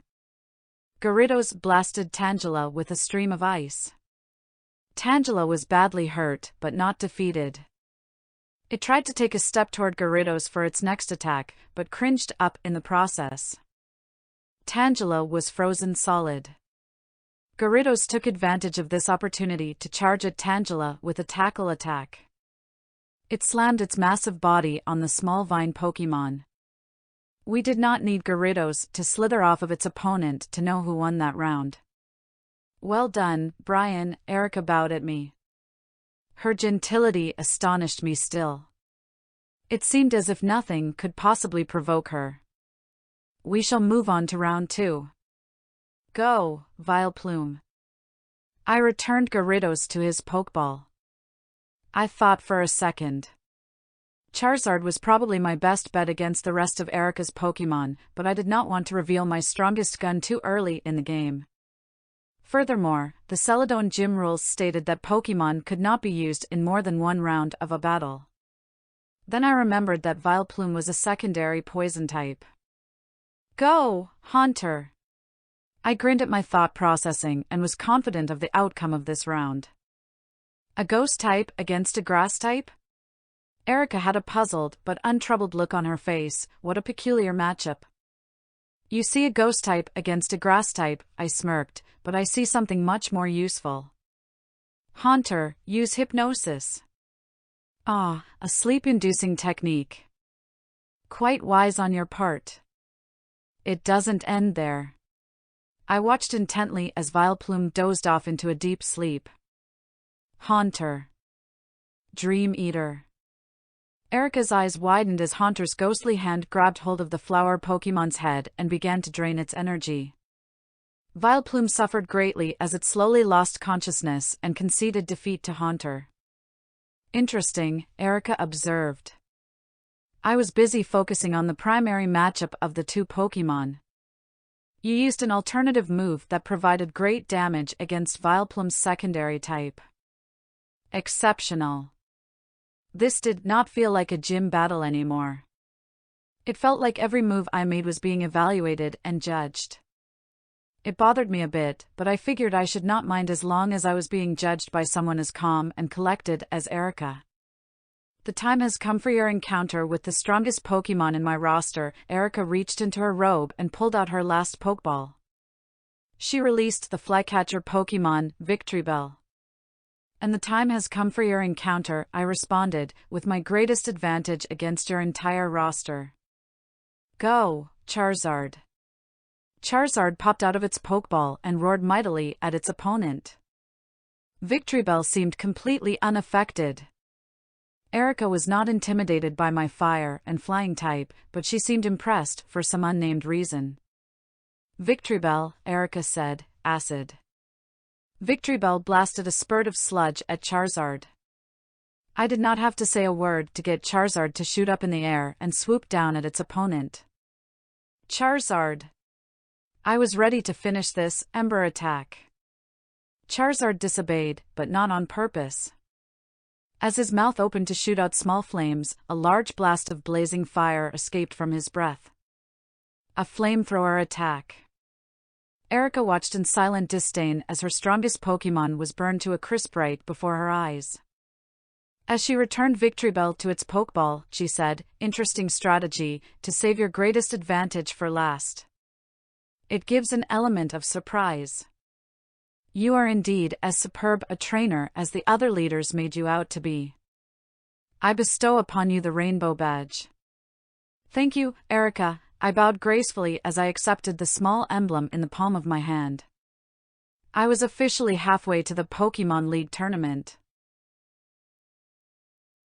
Tulin. The walk to Fuchsia City was long and tedious, but as I entered the city, I saw a young man approach me.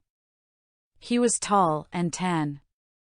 He wore a black trench coat, black dress pants, and a white dress shirt. He had thin-framed glasses and a black gentleman's hat with a gray band stretching around it that sat on top of black wisps of wavy hair.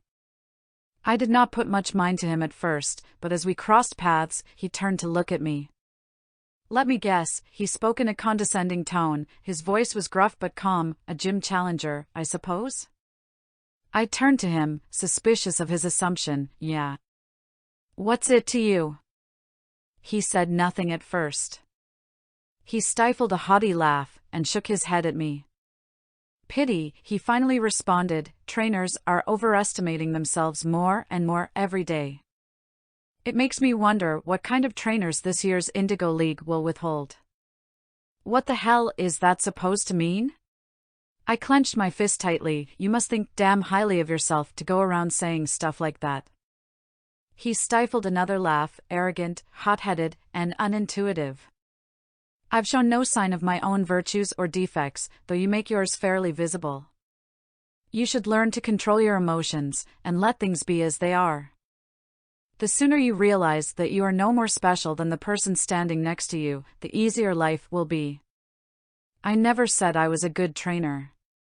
I never even said I was a trainer. But I am.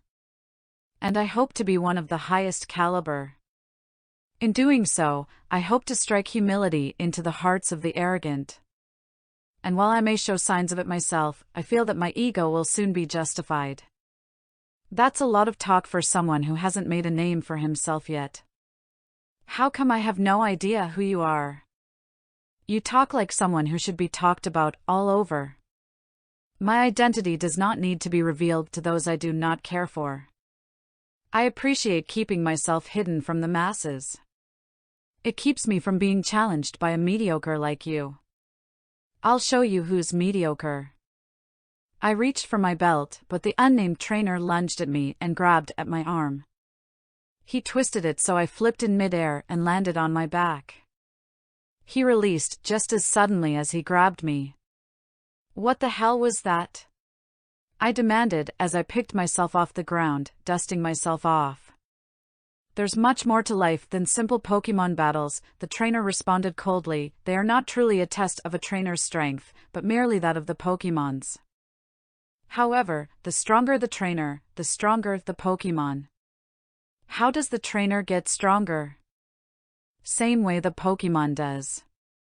The trainer must train and fight alongside his or her team, not simply shout commands from the sidelines. It gives you experience as to how a Pokémon should go about putting up a decent fight against its opponents. It helps you in understanding your opponent's weaknesses as well as your own. Only when you find the strength to fight as if you were your Pokémon will you be a formidable trainer. You mind putting that to the test? The trainer waved me off. Not now. Why don't you go on and challenge Koga and see for yourself? I learned my fighting style from him, and I can personally tell you, he will be no easy opponent. I can't wait to hear how you fare against him. Fair enough. But the next time I see you, I want a fight. Naturally. But that will be another event for another day. He began to walk away, but when he was about 25 yards away from me, he stopped. He yelled out to me, but his voice was a much similar tone as before. By the way, may I ask what your name is? Brian Phoenix, I responded. Very well.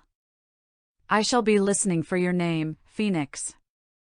Despite my earlier sermon, I do hope my knowledge has enlightened you and ultimately helps you excel. I had a weird feeling for this guy. I did not like him, and it was clear that he did not care much for me either, but there seemed to be some sort of mutual respect. Hold on. I yelled back, what's your name? He did not turn around this time, he simply responded, in the same contemptuous voice, Christopher Tulin. Address me by my first name at your own risk. Dratini. Fuchsia City is the home of the Safari Zone, a place where trainers can wander around in search of rare, wild Pokémon to catch.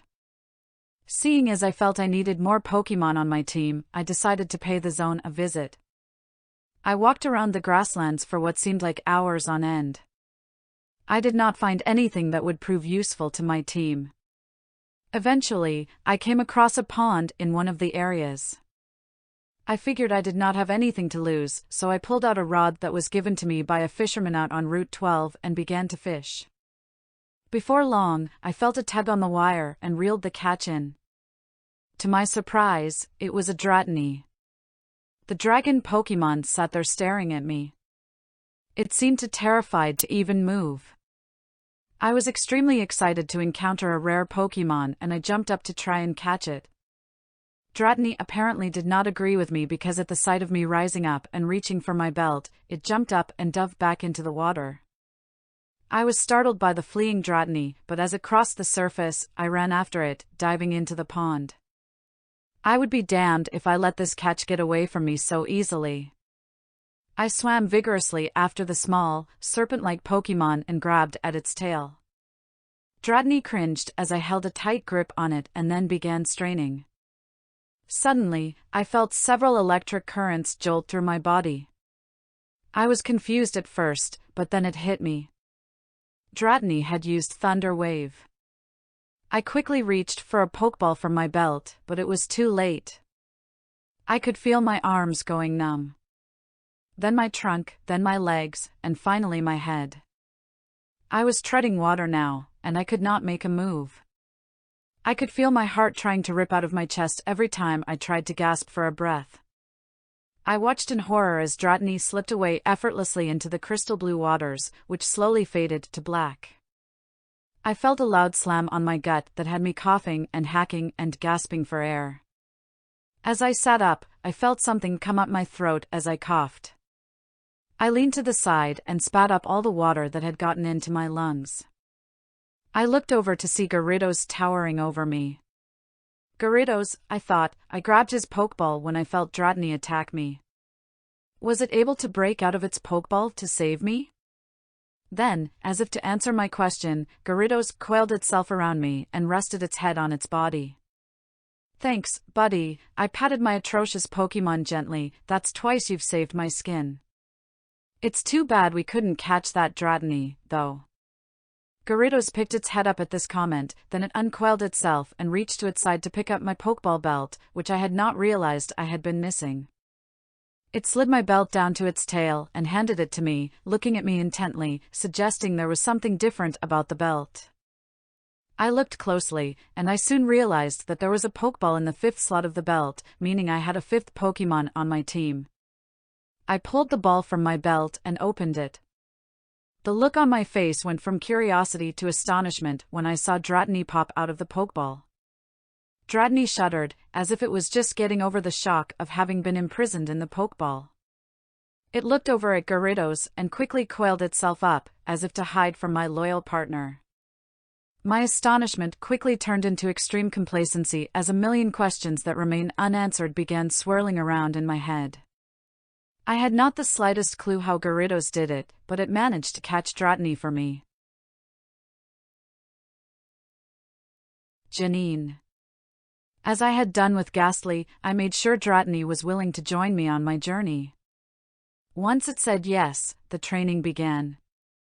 I focused on making Dratini stronger for days until it evolved into Dragonair. I spent one more day training with it, just to make sure it was level with the rest of my team, and after that, we were ready to roll. I walked into the Fuchsia City gym and noticed that it was absolutely pitch black. The only light in the room was a spotlight that shone down on Koga, the gym leader, at the far end of the room. I took a step forward, but was soon stopped. That's quite enough, young man, Koga barked at me. You are here to challenge me, yes? That's right, I responded. My name is Brian Phoenix. Brian Phoenix. I've heard word of you. Surely you are not as strong as they say you are. You seem to think highly of yourself, but I'll be sure to humble you in an instant. Let's go, then. Not yet. You must pass a test before you are able to challenge me. What are you talking about? None of the other gyms asked me to pass a test. You must keep in mind, young man, that each gym has different rules. I growled at the leader. Fine. What is the damn test?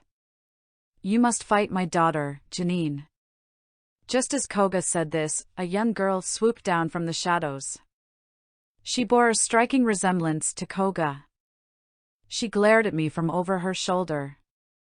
He shall not challenge you, father, Janine said to Koga, not if I can help it. Janine sent out a Golbat. I, in turn, sent out Raichu.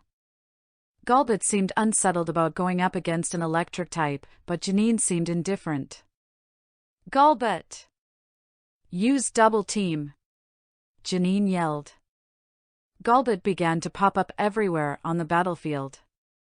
Raichu could not land a hit as long as it could not keep up with Golbat. It seemed like a problem in Janine's eyes, but I had a simple solution. Raichu! I smirked, swift. While the attack did not necessarily have a type advantage against Golbat, it hit, and it caused a decent amount of damage. Janine seemed to notice at this point that an evasive defense was futile. She decided to go for an all-out offense. Golbat! Acid! Raichu, Thunderbolt! Golbat was down, and Janine angrily sent out a wheezing. I withdrew Raichu and sent out Haunter. Wheezing, Sludge Bomb. What are you trying to accomplish? Haunter's a poison type too, you're not going to do much damage like that. Janine growled at my remark, knowing I was right. She looked over at Haunter and noticed it was trying to hypnotize Wheezing. Oh, no, you don't, she sneered, Wheezing, explosion. My eyes widened as Wheezing discharged into a pyrotechnic blast. Wheezing fell to the ground, taken by its reckless attack. Haunter, however, remained completely unhindered. What?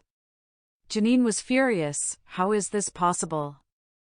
Simple, I laughed. Explosion's a normal type move. Haunter's a ghost type, so no effect. Aarg. Venomoth. Toxic. Charizard, Flamethrower, and then those cold words came out of my mouth again, this time with much more indifference. Pokémon Center, not the tower. Charizard blasted out the most powerful flamethrower I had seen from it yet. Venomoth did not get a chance to respond and simply burned to a crisp and fell to the ground. Janine stared at the unconscious poison moth Pokémon, eyes blazing with fury. Then, without saying a single word, she stormed off into a dark part of the gym. Koga. Janine stormed off in fury as I looked up at Koga, who was standing on a platform, watching over the battle. He gave a gesture of slight disdain as I spoke to him.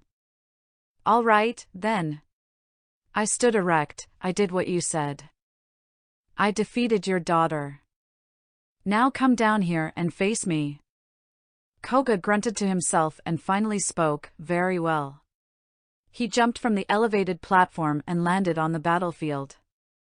But first, wouldn't you like to heal your Pokémon? He pointed at a machine with an open glass case on the left wall of the room. Place your 3 Pokémon in that case, and they shall be healed. I wondered why Koga would let his challenger heal his Pokémon. Perhaps he wanted to make sure it was a fair match? I soon found out that this was not his intention. As I placed the 3 Pokeballs into the machine, the glass case snapped shut and sealed with no way to open it. I struggled to pry the case open but had no success. What the hell kind of sick game are you playing at? I snapped a glare at Koga. I'd like to know what's going on in that demented, twisted head of yours. It's quite simple really, Koga began to explain. This is yet another challenge of the Fuchsia City Gym. You see, it would be past elementary for you to beat me in a battle where your Pokémon hold an advantage against mine as far as both strength and type matching. It would be foolish of me to allow you to use such Pokémon in a battle after seeing what you are capable of. My daughter uses similar Pokémon as I do, and knowing this, I can weed out the Pokémon that pose a greater threat to me. Call it unfair if you wish, but I do trust that this method will surely make this battle more interesting. So, it shall be a 3-on-3 battle with the Pokémon you did not use against Janine. I only have 2 other Pokémon. Well, that's unfortunate. I'm afraid you'll have to make do with the 2 you have. Fine, I growled lowly and sneered at Koga, that's all I'll need anyway. Then let's begin. Koga sent out Mook. I had one of 2 options, so I decided to open with Dragonair. On my command, it used Twister on the sludge Pokémon, and Mook became too disoriented to retaliate. Dragonair quickly followed up with Body Slam and Mook became paralyzed. Mook tried to use Sludge Bomb, but Dragonair wrapped itself around the opponent and began squeezing tightly. Mook seemed to take a good bit of damage, but I soon noticed that Dragonair was taking damage, too. Mook had used Poison Gas. I had to finish this quickly before Dragonair fell out. Dragonair! Use Twister again. Dragonair blasted a spiral of wind at Mook and quickly unwound, sending Mook into a fit until it finally spun out and fainted. Koga quickly sent out Wheezing to keep the battle going. Dragonair wrapped itself around its opponent once again, and squeezed tightly. Wheezing tried to fight back, but Dragonair quickly used Thunder Wave to paralyze it. Wheezing was slowed down a lot and it had a hard time discharging an attack. Finally, Koga pulled the same tactic that Janine had earlier. Wheezing, use Explosion. The poison gas Pokémon detonated itself into unconsciousness, only this time, it took my Pokémon with it. Koga and I each had one option left. Koga sent out his final Pokémon, Venomoth. You shouldn't have taken my Dragonair out, I said to Koga, rather darkly. Now you've forced my hand at my strongest Pokémon. Is that so? Koga challenged me. Well, let's see it. Gyarados shot out of its Pokeball and lunged at Venomoth with a mighty roar. Venomoth tried to move out of the way, but Gyarados bit it by the wing. When it let go, Venomoth tried to fly away quickly, but Gyarados immediately shot an ice beam at it. Venomoth fell to the ground, frozen solid. Gyarados lifted its tail up and slammed it down as hard as naturally possible and gave another ear-splitting roar. It was safe to assume that Venomoth was out cold. Koga stood there, gaping, astounded at the viciousness of my atrocious Pokémon. The Events of Saffron, Part 1. It was a long, tedious journey back to Saffron City, but with a long journey comes a lot of training. My Pokémon got a lot stronger as I plowed my way through tall grass and Pokémon trainers alike. When I got to Saffron, I noticed some sketchiness going on. There were rocket grunts patrolling every corner of the city. I tried to go unnoticed and blend in with the civilians in the city. Unfortunately, someone eventually grabbed me by the shoulder, and I heard a dark, sinister voice saying, "Hold it right there." I turned around to see Celso glaring at me through his black locks. He did not look happy at all. "What are you doing here?" he demanded. "Last I saw you, I had left you for dead in Lavender Town. Why is it that, to my displeasure, we must meet again?" "I stayed alive, just to spite you," I smirked at him. "You didn't think I would just let you have your way, did you? Say what you will, but I know that your little friend in the vest and the flat cap was probably responsible for your survival." I growled a little at this, hating the notion that my life may have been in debt to Robin. "You know something, Celso?" My growl went back to a slight grin. "We never did finish that battle back at Lavender Tower." "Of course we did, I was clearly victorious." "No, you weren't. Keep in mind, I'm still here, aren't I?" "Very well," he finally growled back, realizing I was right. "We'll have your rematch. And no funny business this time around." "I can't promise you that." "Fine." Celso was taken aback at the realization that I did not care at this point whether or not he tried to pull a fast one on me. Celso sent out Cloyster to open up, and I retaliated with Raichu. Cloyster blasted Raichu with an ice beam. Raichu shook it off and discharged an electric surge that fried Cloyster in one hit. Celso was not pleased with this at all. He sent out an Arcanine that had at Raichu with a flamethrower attack followed by a bite. Raichu was taking too much damage from Arcanine's attacks, so I had no choice but to retract him. Arcanine lunged at me when it saw that there was no Pokémon to protect me, but it froze in its tracks when I sent out Gyarados. "Bubble Beam," I chuckled. Gyarados obeyed. The bubbles flourished from its mouth, but as the attack went on, the bubbles turned into a flood of water blasting from Gyarados' mouth. A hydro pump attack. With that, Arcanine was out like a light. I immediately brought Gyarados back to its Pokeball, saving it for later, just in case I needed it. Celso was done wasting time. He sent out an Omastar, an Aerodactyl, and a Magneton, all at the same time. I saw this as a challenge rather than Celso trying to pull a fast one. I was going to have a little fun with this. "Haunter." I tossed up my Pokeball, use Hypnosis. The three opponents immediately collapsed into a deep sleep, and Haunter knew what was to come now.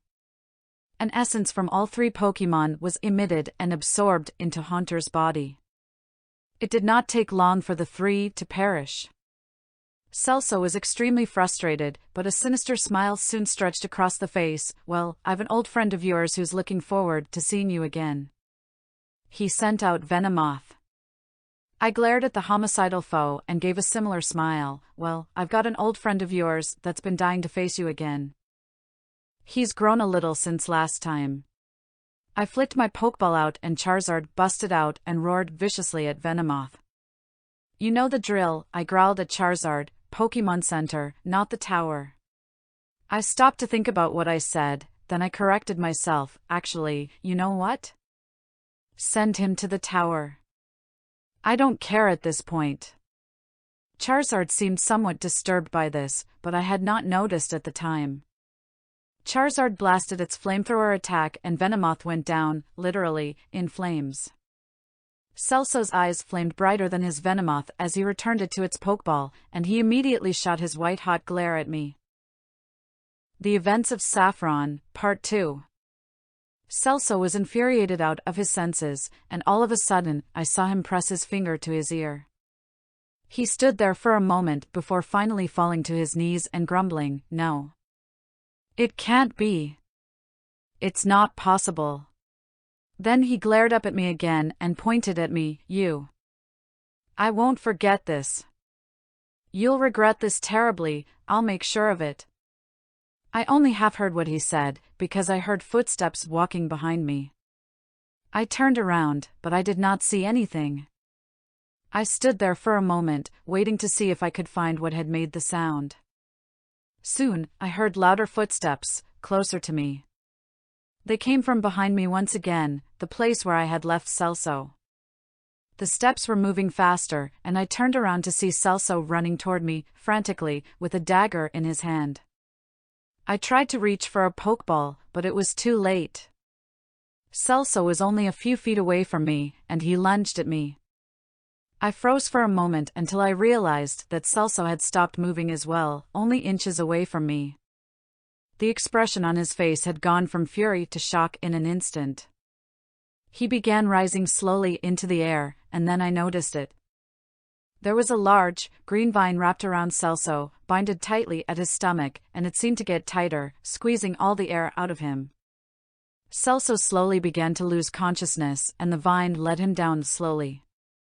There was no doubt in my mind who was responsible for this. I turned around and expected to see Robin and Kylie. I was, in a sense, right and wrong. Kylie stood there casually, leaning on her Venusaur with her arms folded. There was no sign of Robin. I looked around for him, and there was no trace of my best friend. "I was going to try and sneak up on you," Kylie chuckled at me, "but then I saw him come at you like that, and I didn't really have a choice, did I? I could hear you coming from a mile away, anyhow," I laughed back. "I'm going to assume that's a fat joke," Kylie feigned offense. "Kylie, you are one of the most petite girls I know. How could that possibly be a fat joke?" "I don't know. It just seemed like one." "No, I didn't mean to say that. I meant to imply that you're really clumsy and can't sneak up on someone for the life of you." "Right," Kylie pretended yet again to be insulted, "because that's so much better." As Kylie and I continued our bickering, I noticed in the corner of my eye that Celso was regaining consciousness and slowly getting up. He immediately snapped a glare at me and took a step towards me. I was on my guard this time around. I reached for my belt, but Kylie beat me to the punch. "Venusaur. Vine whip." Venusaur extended its vines and began snapping them at Celso, who was still at a distance. With each snap, Celso took a step back until he eventually ran off. Kylie returned Venusaur to its pokeball and looked back at me. "And now," she smirked at me, "we're even. You didn't think I was gonna let you hold that little rescue back in Celadon over my head forever, do you? Wouldn't expect anything less from you, Kylie." The Events of Saffron, Part 3. "So where's Robin?" I asked Kylie, "Aren't you always stalking him?" "Oh, you're funny," Kylie gave a fake laugh. "Robin just finished beating Sabrina, and he's at the Pokémon Center. I told him I was gonna take a walk. And then I ran into you. Let's go find him." We headed to the Pokémon Center, and when we got there, I saw Robin walking out of the building, casually looking around, waiting for Kylie to come back. "Hey, Robin!" I yelled out to him. He immediately snapped his head at me and gave a huge grin as I continued, "Look what I found." Robin laughed as Kylie gave me a playful shove. I just saved his ass from getting knifed by Trork. Robin stopped laughing immediately, then turned to look at me. "You saw him? He's here?" "I just fought against him," I responded, signaling back to the site where I had battled Celso. "Why?" "I've been checking up on that guy. Something's weird. He always shows up wherever Team Rocket is performing an operation. That time you fought him in Lavender Town, Team Rocket was infiltrating the tower. Kylie and I caught a glimpse of him in Celadon before invading the hideout. Now, you're battling him here, where rocket grunts are taking over the city. It's too weird. So, do you guys think that Celso's working for Team Rocket? Doubt it. When we saw him in Celadon, he was trying to steer clear of the grunts. My guess is he's trying to take Team Rocket down, just like us. My question is, Kylie interjected, why is he such an asshole about it? He nearly killed Brian twice and he treats others like they're not even human. He probably wants to be able to say he took the organization down by himself, I suggested. That aside, he might just be a total psychopath. That makes sense, Robin nodded, for the most part, anyway. Then, I noticed him look over at me, eyes narrowed and a slight smirk on his face. I knew what this face meant. Hey Robin, I beat him to the punch. We haven't battled in a while, have we? No, we haven't. We should really do something about that, buddy. Well, what are we waiting for? Let's go, then. The Events of Saffron, Part 4. Robin and I sent out our Pokémon at the same time. Robin opened with Pidgeot, and I sent out Raichu. Damn it, Robin muttered, always have to have the upper hand, huh? Not this time. Pidgeot, Whirlwind. Pidgeot whipped up a powerful gust of wind that sent Raichu flying away. I was forced to use another Pokémon, and I had an idea of which one to use. Go, Dragonair! Use Thunderbolt! Dragonair lashed out at Pidgeot with a huge electric surge. Pidgeot tried to put up a fight, but it was not long until it fell unconscious. So you got a dragon type, huh?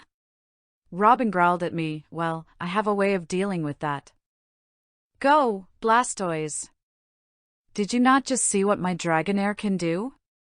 I laughed, and you're gonna send out a water type? Honestly, Robin, I thought you were smarter than that. Well, you haven't seen what my water type can do. Blastoise. Ice Punch. I panicked at the sound of this. Dragonair, Thunderbolt. Dragonair began to charge itself up, but it was too late. Blastoise knocked a single jab into Dragonair's center. My dragon Pokémon fell to ground and did not make a move after that. I was furious. I could not remember the last time one of my Pokémon had fainted. By this time, Raichu had found its way back to me. Seeing as it was my best bet against Blastoise, I sent it back in. Blastoise. Robin seemed indifferent to the type advantage. Use Skull Bash. Blastoise lowered its head and charged at Raichu. Raichu stood there, waiting for my command. Patience, Raichu, I assured him, you'll get your shot. Blastoise connected, and Raichu clung onto the opponent's head for dear life. I saw it struggling to hang on and strained tightly. It was time for the blow. Raichu! I directed, Thunderbolt, now. Robin panicked. No hit could be more direct than the shockwave that surged through Blastoise's body. Raichu released as Blastoise stumbled back, trying to maintain its ground. Hang in there, Blastoise. Robin yelled encouragement, give him an earthquake. Blastoise slammed its foot on the ground and caused a massive tremor in the earth. Raichu could not handle it and fell out. Blastoise smiled for a moment, then collapsed. Robin twitched, but then he flung another Pokeball in the air, sending out Golem. I responded with Haunter. Bad choice, Brian, Robin laughed. Shame, I thought you were smarter than that. You would think so, right? I smirked. Golem. Magnitude. Haunter. Mega Drain. What? Haunter sapped energy from the rock and ground-type opponent viciously. Golem kneeled and threw in the towel. Haunter laughed heartily until a bright light began to surround it. The Events of Saffron, Part 5. Haunter sunk to the ground and sprouted a pair of legs. Its hands attached to its body, and the light surrounding it faded away to reveal my newly evolved Jengar. Robin growled, seeing that my already threatening haunter had just become much stronger before his eyes. I know how to deal with you. Time to use the new guns. Robin flung another Pokeball into the air and sent out an Exeggutor. Use Psybeam. Exeggutor complied, and Gengar was not taking the attack well at all. It fell out before long. I looked up at Robin and the new addition to his arsenal. So, where'd you get that bad boy from? I asked him. Safari Zone, he responded. I got another one I can't wait for you to meet. Well, how about I help you bring it out a little quicker? Go, Charizard! My flame Pokémon hurled out of its Pokeball. It roared and lunged at Exeggutor. Charizard! I yelled confidently, use Fire Blast. Not so fast, Robin chuckled, Exeggutor. Ancient Power. Exeggutor conjured up a glowing, white sphere and launched it at Charizard. Charizard took the attack directly and dove headfirst into the ground, completely unconscious. All right, I nodded, not bad, Robin. But now, it's time to bring out an old friend of ours. Go Gyarados! As always, Gyarados exploded out of its Pokeball, roared its mighty roar, and waited for my command. It did not have to wait long. Ice Beam, I commanded darkly. Gyarados bombarded Exeggutor with its chilling beam and Exeggutor fainted.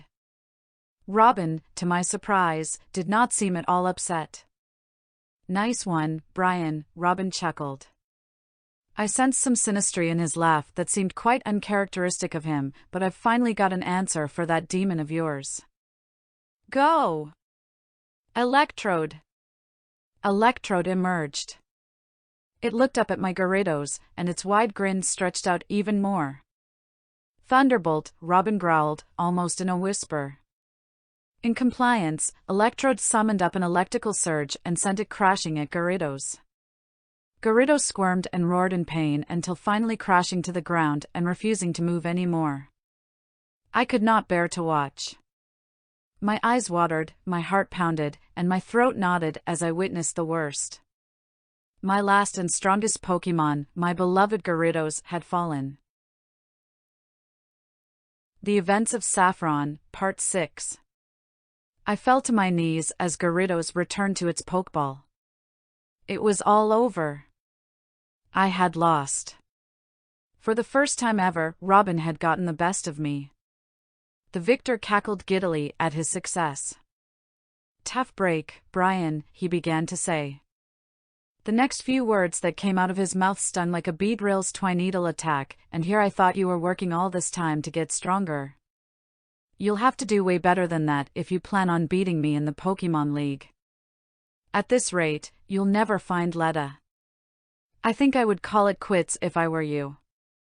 My heart stopped for a few seconds as these words reached my ears. I looked up at Robin, pain and fury blazing in my eyes, waiting for that arrogant smirk to wipe off his face at the realization of what he had just said to me.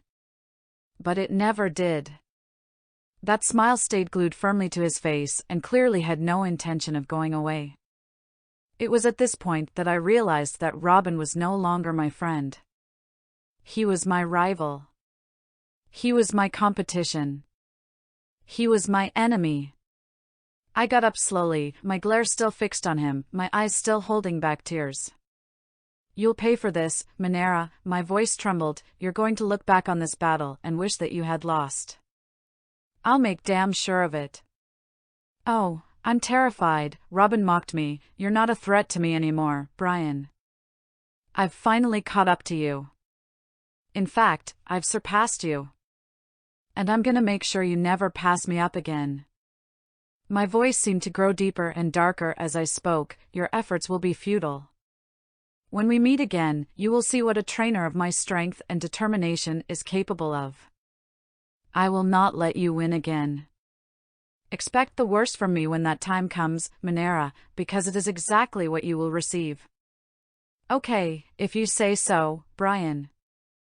I turned away on my heel, and as I began to walk, I could hear Kylie in the background, cheering for Robin and his victory. The sound of their joy at my expense infuriated me. They would both pay dearly for the pain they caused me. Robin for trying to make me lose all hope in my quest, in trying to convince me that I would never find my happiness again, and Kylie for encouraging him, for approving of his malice with her sweet words and congratulations.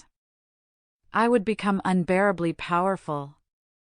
So powerful that they would not even recognize me the next time they encountered me. I stopped. They would not even recognize me. With this dawned an idea. I needed to recreate myself. I was to be recognized throughout the entire region. I was to be like Kira, and have all trainers fear to speak my name. I needed a new identity. A new persona that trainers from all over would instantly recognize and tremble upon encountering. I ran off. I checked into the Pokémon Center and was assigned a room to stay in for the next few days. I began sketching furiously an outfit of a champion. Something unique and distinguishable among other things. I searched high and low in the city for a tailor and eventually found one. After what seemed like hours, I stepped out wearing a brown leather vest over a black dress shirt, navy blue pants, tan boots, a blue felt hat spiked on the back, and a blue and black cape. I headed back to the Pokémon Center and threw away my old clothes. I got rid of everything except my black ski cap, which Letta had given to me for my 16th birthday. I sat in my bed and began to breathe deeply until I was sure I was completely relaxed. I lied back and slowly fell asleep, telling myself that the next day would be the first day of the rest of my life. The next day, I would begin training. No longer as Brian Phoenix, the novice trainer from the unknown, but as Dark Phoenix, the soon-to-be master of the Kanto region. Sabrina. At the crack of dawn the next day, I got to work. By the end of the day, my Pokémon were strong enough to wipe out every wild Pokémon on the route with one hit. The following morning, I calmly walked into the Saffron gym. Sabrina had no particular reaction to my entrance, but merely blinked. "I've been expecting you, Mr. Phoenix." "I am the leader of the Saffron gym, Sabrina. We shall skip any unnecessary formalities. I'm certain you don't have a problem with that." "Not at all," I growled at her. "Let's begin." We sent out our Pokémon. I sent out Charizard, and she sent out Mr. Mime. Mr. Mime's first move was to begin forming a light screen around it to protect it from any of Charizard's attacks. Charizard used Flamethrower multiple times, all of them futile. I had to think of a way to get past this little problem. It was not long before I got an idea. I withdrew Charizard and sent out Dragonair. Dragonair pummeled the screen with Blizzard. Mr. Mime took no damage, but the screen was frozen solid. Knowing exactly what to do next, my Pokémon picked itself up and used Body Slam on the ice. The combination of the shock from Dragonair's attack along with being pelted with the shards of ice was enough to knock Mr. Mime out cold. Sabrina's second Pokémon was Slowbro. I already knew how I was going to go about this. Dragonair used Thunderbolt, leaving Slowbro without a chance. The Hermit Crab Pokémon fell out about 2 minutes after being summoned. "You have done well thus far," Sabrina commended me, "but you have yet to fight my strongest Pokémon." She sent out Alakazam. If there was one thing I knew about the Psy Pokémon, it was that it had a very high special defense, but very low normal defense. Dragonair Body slammed its opponent, but Alakazam remained standing. I was extremely confused until I noticed a light glimmer surrounding Alakazam. It was using Reflect. Dragonair tried to land another hit on it, but Alakazam teleported to another end of the battlefield. Then, as if by magic, the scuff marks on its body caused by my Dragonair's attack vanished, which I recognized immediately as Alakazam's recover ability. I needed another solution, and I knew exactly what it was. I withdrew Dragonair and sent out Gyarados. I saw Alakazam begin its Reflect attack again, and this time I was prepared. "Gyarados," I smirked, "thrash." Gyarados went into a total rampage. It had Alakazam viciously, slamming it back and forth across the room, not giving Sabrina a chance to communicate for retaliation. After about 5 minutes, Alakazam was slammed on the ground, completely unconscious. Sabrina was astonished.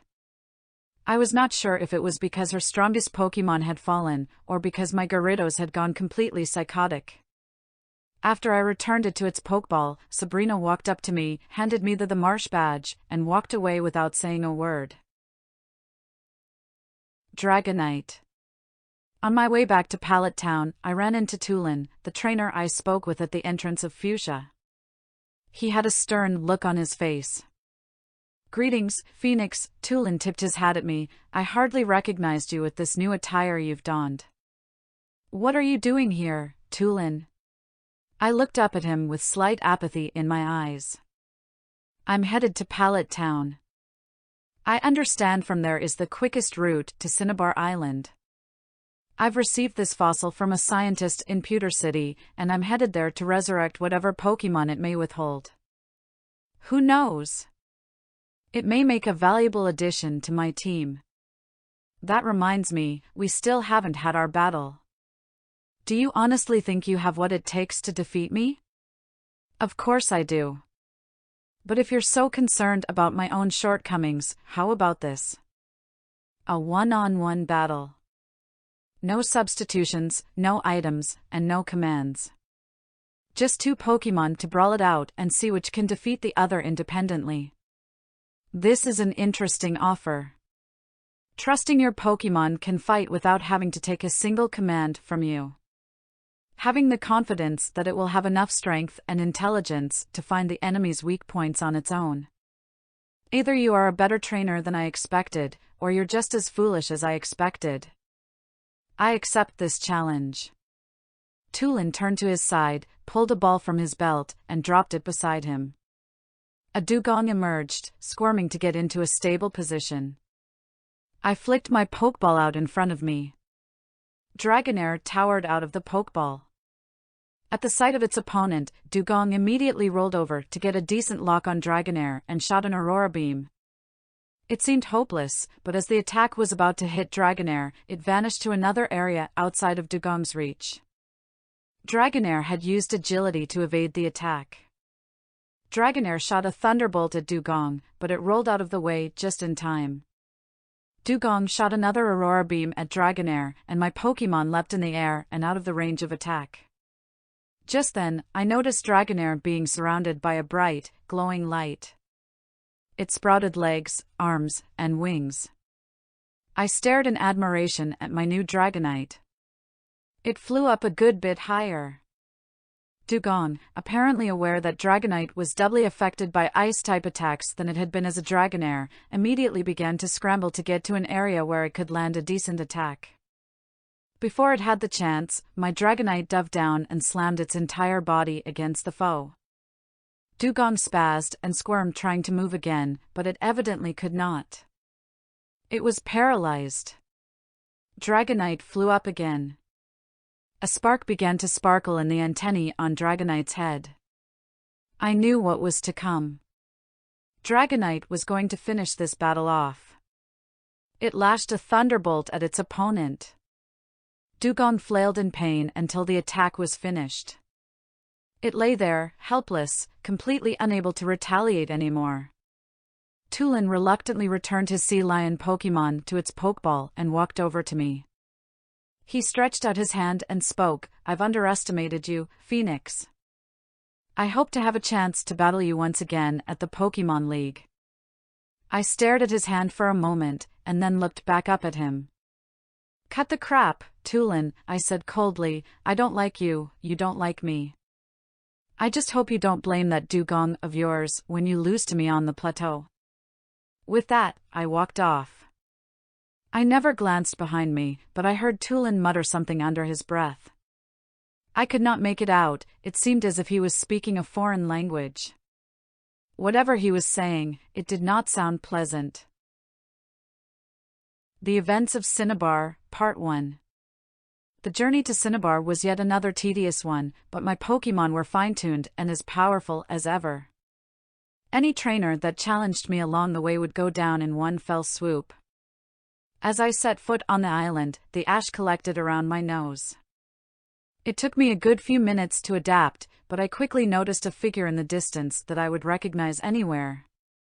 I quickly and silently made my way over to my target. I stood behind and growled, "Nice to see you again, Minera." My shameless rival turned around and met my gaze, then scanned up and down at the sight of my new apparel. "Hey there, Brian. Well, would you look at these fancy duds? To what do I owe the pleasure? We're having a rematch." "That's not a request." Robin chuckled at me. "Fair enough, let's do it." Robin flung his first Pokeball in the air. Exeggutor was summoned. I held up my Pokeball and sent out Charizard. You know the drill, the words spilled coldly from my mouth: center, not the tower. Charizard growled at me, then flew up in the air. Exeggutor tried to use Psychic on Robin's command, but Charizard was too far away for Exeggutor to concentrate. After a while, Charizard swooped down at Exeggutor, and as the coconut Pokémon tried to use Psychic once more, Charizard blasted a powerful flamethrower at it. Exeggutor fell immediately. "Well done, Charizard," I praised my Pokémon. Charizard glared at me for a moment, then spat a small flare in my direction. I thought little of it as I withdrew the flame Pokémon. The power of the attack shook Robin up a bit. He returned Exeggutor and sent out Golem. In response, I sent out Dragonite. "I thought you would have sent out Gyarados," Robin wondered. "I have no intention of using my strongest Pokémon against the likes of you," I said coldly without even making eye contact. Through my peripheral vision, I noticed Robin was somewhat disturbed by my remark. I was pleased by his discomfort as the battle continued. "Golem! Rock throw!" I grunted at Dragonite in response. The Pokémon flew off at immeasurable speeds and came back with a towering wall of water following behind it. Robin watched in horror as the wave crashed down on Golem, rendering it incapable of battle. "You decided to come with the big guns, huh?" Robin clenched his fist at me. "Well, I've beaten you before, and I can do it again." "No, you can't." The immediacy and callous of my response seemed to make it clear to Robin that this was not your everyday banter. "Well, all right then," Robin growled coarsely. "If you're gonna be like that, then it looks like I'm gonna have to get serious." I chuckled at his statement. "You mean you weren't before?" Robin sent out Electrode. I decided to stick with Dragonite. "Electrode!" Robin cried. "Roll out!" Electrode charged at Dragonite, gaining speed as it rolled. Dragonite looked back at me, waiting for my signal. I waited a moment, then finally gave Dragonite the nod it had been waiting for. It flew a good 12 feet in the air, letting Electrode roll right past it. As Electrode rolled away, Dragonite dropped back down and slammed on the ground with all its might, causing a massive quake. Electrode stopped in its tracks and spun out of control. After a sufficient amount of duress, Electrode exploded and fell unconscious, Dragonite completely unscathed. Robin was getting thoroughly frustrated. He sent out Blastoise, and Dragonite put it away with a Thunderbolt attack. His desperation reached its peak now that he was down to his last Pokémon. Pidgeot. As Robin summoned his last hope, I cackled ferociously and watched heartlessly as Dragonite brought one last Thunderbolt down upon the bird Pokémon that my old friend had cherished so much from the moment he had first set foot into the world of Pokémon. The Events of Cinnabar, Part 2. "Hey," a voice on the sidelines yelled out at me, "what the hell is your problem?" "Okay, so you're the better trainer, you don't have to be a Class A asshole about it." "Well, who are you to say so, Kylie?" I snapped a glare over in the direction of the voice, and my tone began to shift into hysteria as I spoke. "I shouldn't have to explain myself to you. You've never listened to a word I have to say. It's always been that way. I've never been able to say a word to you about anything that's going on in my head because you've never given a damn in the last 10 years. It's always about Robin, isn't it? Robin's everyone's priority, Robin's the guy everyone pays attention to, and Brian's just that guy who hangs out with Robin, right? That's the way it's always been.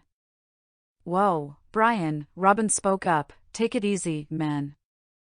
Take what easy? I snapped at him, the 10 years that I've lived in your shadow? The 10 years that I've constantly had to identify myself as Robin's friend? There's only one person in the world who ever saw me for who I am and who I could be. Letta. She's the only person who knew me as Brian Phoenix. Not Robin's old buddy. She was my hope of becoming something better. She helped me become my own person. And you have the gall, the arrogance, to tell me to forget about her? How dare you, Robin? Is my life really so unimportant that it's all the same to you whether I'm happy or not? You have no right to call yourself my friend. And I refuse to refer to you as such anymore. Stop being such a drama queen, Brian, Kylie scoffed. As if by reflex, I yanked a pokeball from my belt, slammed it on the ground, and shrieked, "Silence," at the top of my lungs as Gyarados exploded from its capsule and delivered an earth-shattering roar. For once in your goddamn life, Kylie, you're going to listen to me. I'm tired of coming in second behind Robin. No matter what it is, I always have less talent, less skill, less drive, less potential than Robin. Well, guess what? We can't all be gods like Robin. I finally found something that I'm better at. And my being better at it is going to be what will lead me to happiness. I'll be damned if I let Robin take away this one thing I have left to live for. But I'm sure none of this matters to you. As always, anything I say to you is completely worthless. Why? Because most of your time consists of having your nose shoved 3 feet up you precious little boyfriend's ass. Okay, that's it. Kylie shrieked back, I'm shutting you up once and for all. Kylie pulled a pokeball from her jacket and flung it at me. Marowak. Thunder Punch. Marowak emerged, sailing towards Gyarados with an electrifying fist leading the way. Gyarados noticed soon enough and moved out of the way. The fury inside of me was indescribable. How dare you, my roars were blood-curdling, what makes you think you can lay a finger on my strongest Pokémon? Gyarados, Hydro Pump. Gyarados blasted Marowak with a flush of water, and the Bonekeeper Pokémon fell out instantly. I looked over at Kylie, the anger inside of me still blazing, and I noticed she was reaching for another Pokeball. And for the next 5 minutes, I completely lost whatever sliver of sanity I had left. The Events of Cinnabar, Part 3. Kylie flung a ball out at me, eager to put this to an end. Kabutops. Rock Throw. Her new Pokémon had a Gyarados with nearby boulders. Gyarados evaded as much of the attack as possible, but some rocks still pelted against it. I set Gyarados aside and sent out Raichu, who delivered a massive thunderbolt and fried Kabutops to a crisp. Primeape. Thrash. I heard Kylie's voice over the commotion in my mind. I shoved Raichu to the sidelines and summoned Gengar. Primeape could thrash about all it wanted, but it would not be able to lay a finger on Gengar in the meantime. Gengar put Primeape to sleep using hypnosis, then drained out all its energy sinisterly using Dream Eater. Primeape was no match. Kylie sent out Butterfree. I commanded Gengar to step aside and send out Charizard. It stood warily as it waited for me to speak. Well, what are you waiting for? I barked at it, have at it. Charizard glanced back at me, and in one swift motion, it spun on its heel and craned its neck, sending a scorching flame flying in my direction. It roared ferociously and furiously as it flapped its wings violently and tipped to the skies. That was all I needed. One of my strongest and most dependable Pokémon had rebelled against me. No matter, I growled, I have other factors in my favor. Dragonite. Dragonite flew out of its Pokeball and said nothing. It simply shot a blizzard attack at Butterfree and watched patiently as it suffered defeat. Kylie was getting angry and desperate. She sent out Jigglypuff and commanded it to use Sing, but before it could get a single note out, Dragonite pelted it with another blizzard attack. Kylie stopped. Her last Pokémon was Venusaur, and she knew that its fate would be similar to Butterfree's and Jigglypuff's. "Brian," she spoke softly to me, "you win, all right? You're the better trainer, and you're going to win the Pokémon League. Just calm down, okay?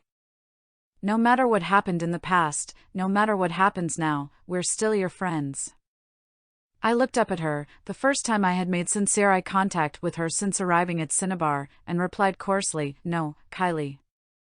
You're not my friend. You never have been. The only reason you've ever spoken to me is because I was always with Robin. And I was foolish to ever believe otherwise.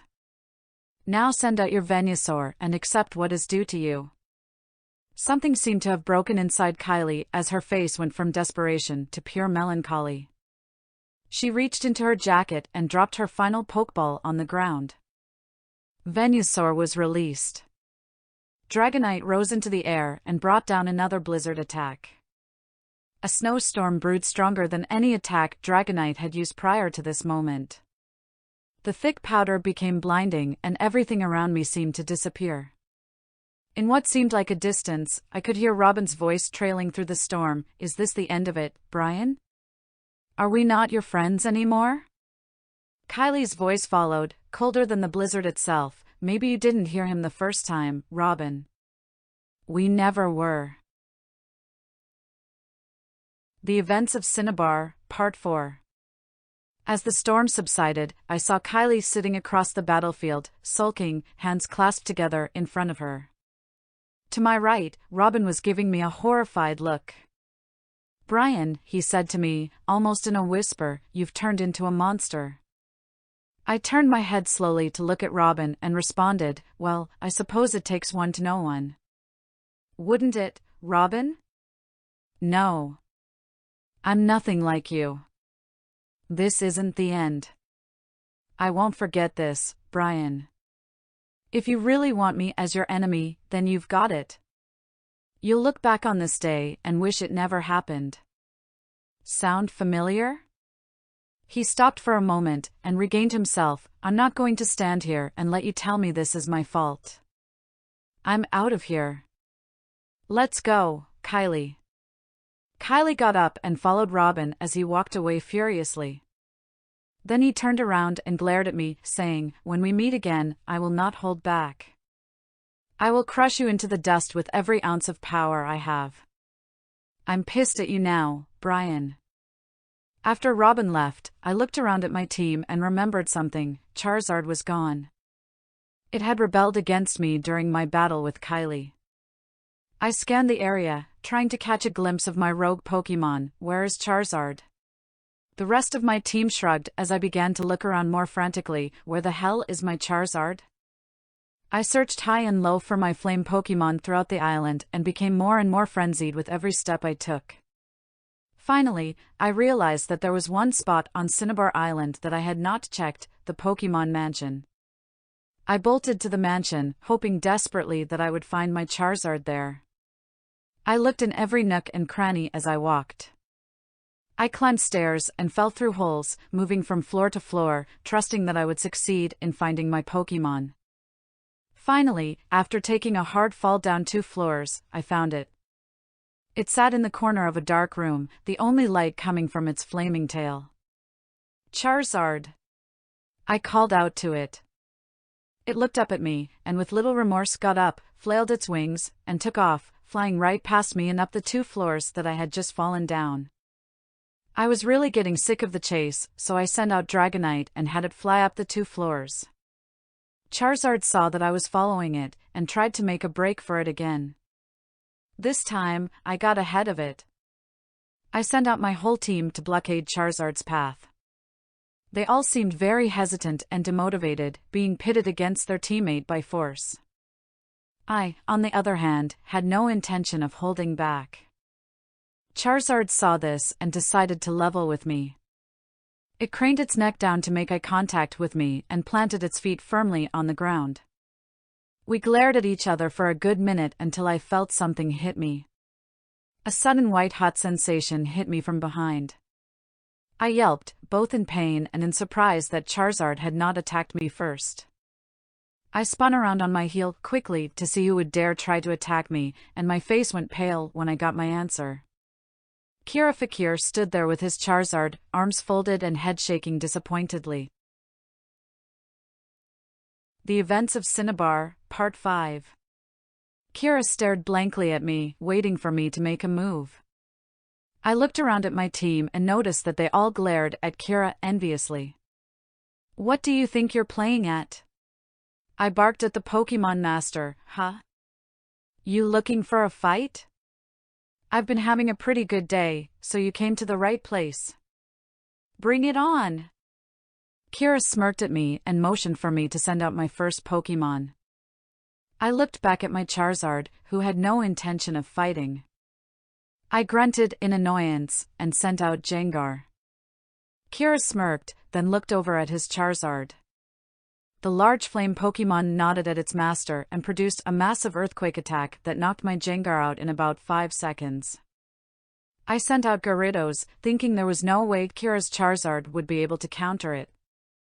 Naturally, Kira felt the need to prove me wrong by sending a rock slide attack down on Gyarados, putting my strongest warrior down in an instant. Kira decided to show mercy and withdrew his apparently unbeatable Charizard. I relaxed until I saw what he was replacing it with. A Snorlax that shook the floor with each step it took. I sent out Raichu. I figured that it had enough speed to take Snorlax out without having to take much damage. I was wrong. Before Raichu could even charge up an attack, Snorlax bombarded my mouse Pokémon with an earthquake attack. "You've got to be kidding me!" I roared, "Go, Dragonite!" I would have felt more sure of myself had I not just lost more than half my team in a matter of 3 moves. Dragonite prepared a Hyper Beam attack, but Snorlax beat it to the punch with a Blizzard attack. My face tensed up tightly, my teeth gritted to the crown, and my eye twitched vigorously as my Dragon Pokémon fell to its demise. "You haven't won." I pointed at Kira. "I've got one last Pokémon. It's refusing to fight, so you can't battle against it. In which case, you can't call this a real victory. We'll have another chance to battle, and I will make sure you don't get the opportunity to land a single hit on my Pokémon." Kira held his hand up to me, as if to tell me to stop. This infuriated me, and I began to storm toward him. "Who the hell do you think you are?" I growled. "You can't tell me what to do. You think just because you're a hotshot trainer everyone has to bow at your feet? I'm telling you right now, you are dead wrong. I am my own person and you can't tell me to do anything." I was nose to nose with Kira at this point, and the trainer responded to my rant by delivering a hard cross to my right cheek. I fell over and stared up at my assailant in disbelief. Kira stared down at me adamantly, with no remorse for his action. He pulled out a Pokeball and sent out a Hypno. The next thing I knew, Hypno was crouched over me, staring deep into my eyes, swinging a pendulum in front of my face. My eyes got really heavy and I started drifting off. Suddenly, I felt a turbulence in my mind, and everything seemed to come crashing down. I had a terrible falling sensation into what felt like nothing. Kira's message. I landed on my back, hitting a stone floor. I picked myself up and looked around and noticed I was surrounded by graves. "Where am I?" My head moved more vigorously as my voice echoed in the dank, eerie place. "I'm sure you would recognize such a place," a voice appeared in my head. "You're in Pokémon Tower." "Who's there?" I held my fists up, ready to defend myself against anyone that might have been hiding. "Show yourself." "Relax, Brian. It's me." I looked behind me to see Kira, looking more ominous than usual, walking toward me. "Kira? You're talking?" "No. I am simply using Hypno's ability to transfer my thoughts into your mind, both visually and verbally. I am going to show you what will become of your world if you continue down this path of destruction. What path of destruction? Observe. Look at these graves. He indicated to 5 graves lined up side by side, and I walked alongside them, reading each one as I passed. Gyarados owner, Brian Phoenix, cause of death, fatigue. Charizard owner, Brian Phoenix, cause of death, fatigue. Raichu owner, Brian Phoenix, cause of death, fatigue. Jengar owner, Brian Phoenix, cause of death, fatigue. Dragonite owner, Brian Phoenix, cause of death, fatigue. It says they all died of fatigue. How is this possible? Simple. When a human is overworked and gets tired, the immune system dwindles. Same goes for Pokémon. There came a point where you literally worked them to death. I don't overwork my team. Oh, no? Tell me, Brian, how often have you been training with your Pokémon these past few weeks? Even before you became this so-called Dark Phoenix? We work all day every day, but... That's exactly my point. An athlete does not train more than 3 times a week. Otherwise, the muscles wear because there is little opportunity to regenerate. Pokémon should not train so harshly, otherwise they slowly become weaker from a health standpoint. All right. I follow you. I won't work my Pokémon so terribly hard anymore. Just so long as they're strong enough to beat Robin. Which brings me to my next topic. Kira snapped his fingers and the room warped. It changed from Pokémon Tower to a battle arena. On one side was a trainer I had never seen before. On the other, I instantly recognized Robin, but there was something very different about him. He was hunched over, very different from his usual erect posture. He kept his fists clenched so tightly that he seemed to be digging his nails into the palms of his hands and grit his teeth so hard that the crowns were eroding away. But the biggest thing that caught my attention were his eyes. There was a madness in his eyes that seemed to come from some sort of desperation and frustration, and the bags underneath them were terrifying. What the hell is up with Robin? He looks like he's gone insane. In a sense, he has. His rivalry with you eventually consumes him, and he will become obsessive about surpassing you as a trainer. He will turn into an even more fervent and zealous version of you. The only priority in his life is to become a better trainer than you. This was a result of you constantly annihilating him in battle. You'll also like. Unbelievable. I did this to him? Yes. But what about Kylie? Where is she? The arena warped. It seemed to be a similar stadium, but this time, Kylie was standing where Robin originally did. She seemed different too. Her usual calm, easygoing personality seemed to have disappeared completely. It appeared that all possible happiness had escaped from her eyes, leaving nothing but 2 bloodshot brown voids in her face. Her hair, which was usually in a short ponytail, was worn down and was messy and tangled. She was paler than I was used to, and she had a scowl frozen onto her face. It broke my heart to see sweet, innocent little Kylie this way. I'm guessing I had something to do with this, too? I looked over at Kira. You did. As I mentioned before, Robin became extremely consumed in surpassing you. It got to the point where he started neglecting Kylie. He stopped acknowledging their relationship. After she saw that both of you had become cold and heartless, she slowly became similar, wishing solely for her success and not caring about anyone's well-being but her own. That's not possible. Kylie cares about people. She would never put herself before her loved ones. That's just how she is. Be that as it may, sometimes people lose faith in humanity. When that happens, they have a tendency to force themselves to act in a way outside of their nature, especially if their nature is a generous and selfless one. I destroyed them. I turned them into monsters. I ruined their relationship. Speaking of relationships, I'm sure you're wondering if you'll ever find Letta. I looked over at him. After everything that had happened, I had partially forgotten about Letta. How do you know about her? Brian, I am the most powerful trainer in the region, and I'm residing in your mind. I'm bound to pick up little nuggets of information. Fine. Do I ever find her? Unfortunately, yes. What? The room warped yet again, this time into a green pasture that soon revealed itself to be a cemetery. I stood before a grave that read, "Here lies the body of Letta Prescott, a young woman who did little to harm others, a young woman who did little but love, a young woman who, unfortunately, died at the hand of her love." What is this? I whispered to myself, then I turned to Kira and demanded, "What the hell am I looking at, Fakir? You find Letta, Brian, but she is repulsed by what you have become. Selfish, spiteful, bloodthirsty. She tries to get as far away from you as possible, but her resistance infuriates you.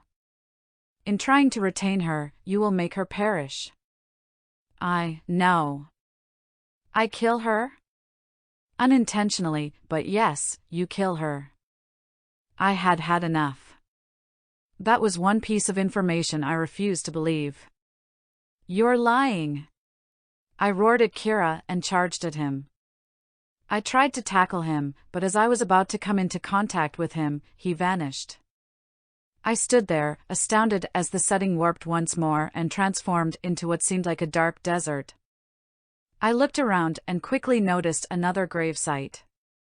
As I walked up to it, I saw that it was an empty grave, just an open hole in the ground ready for the corpse.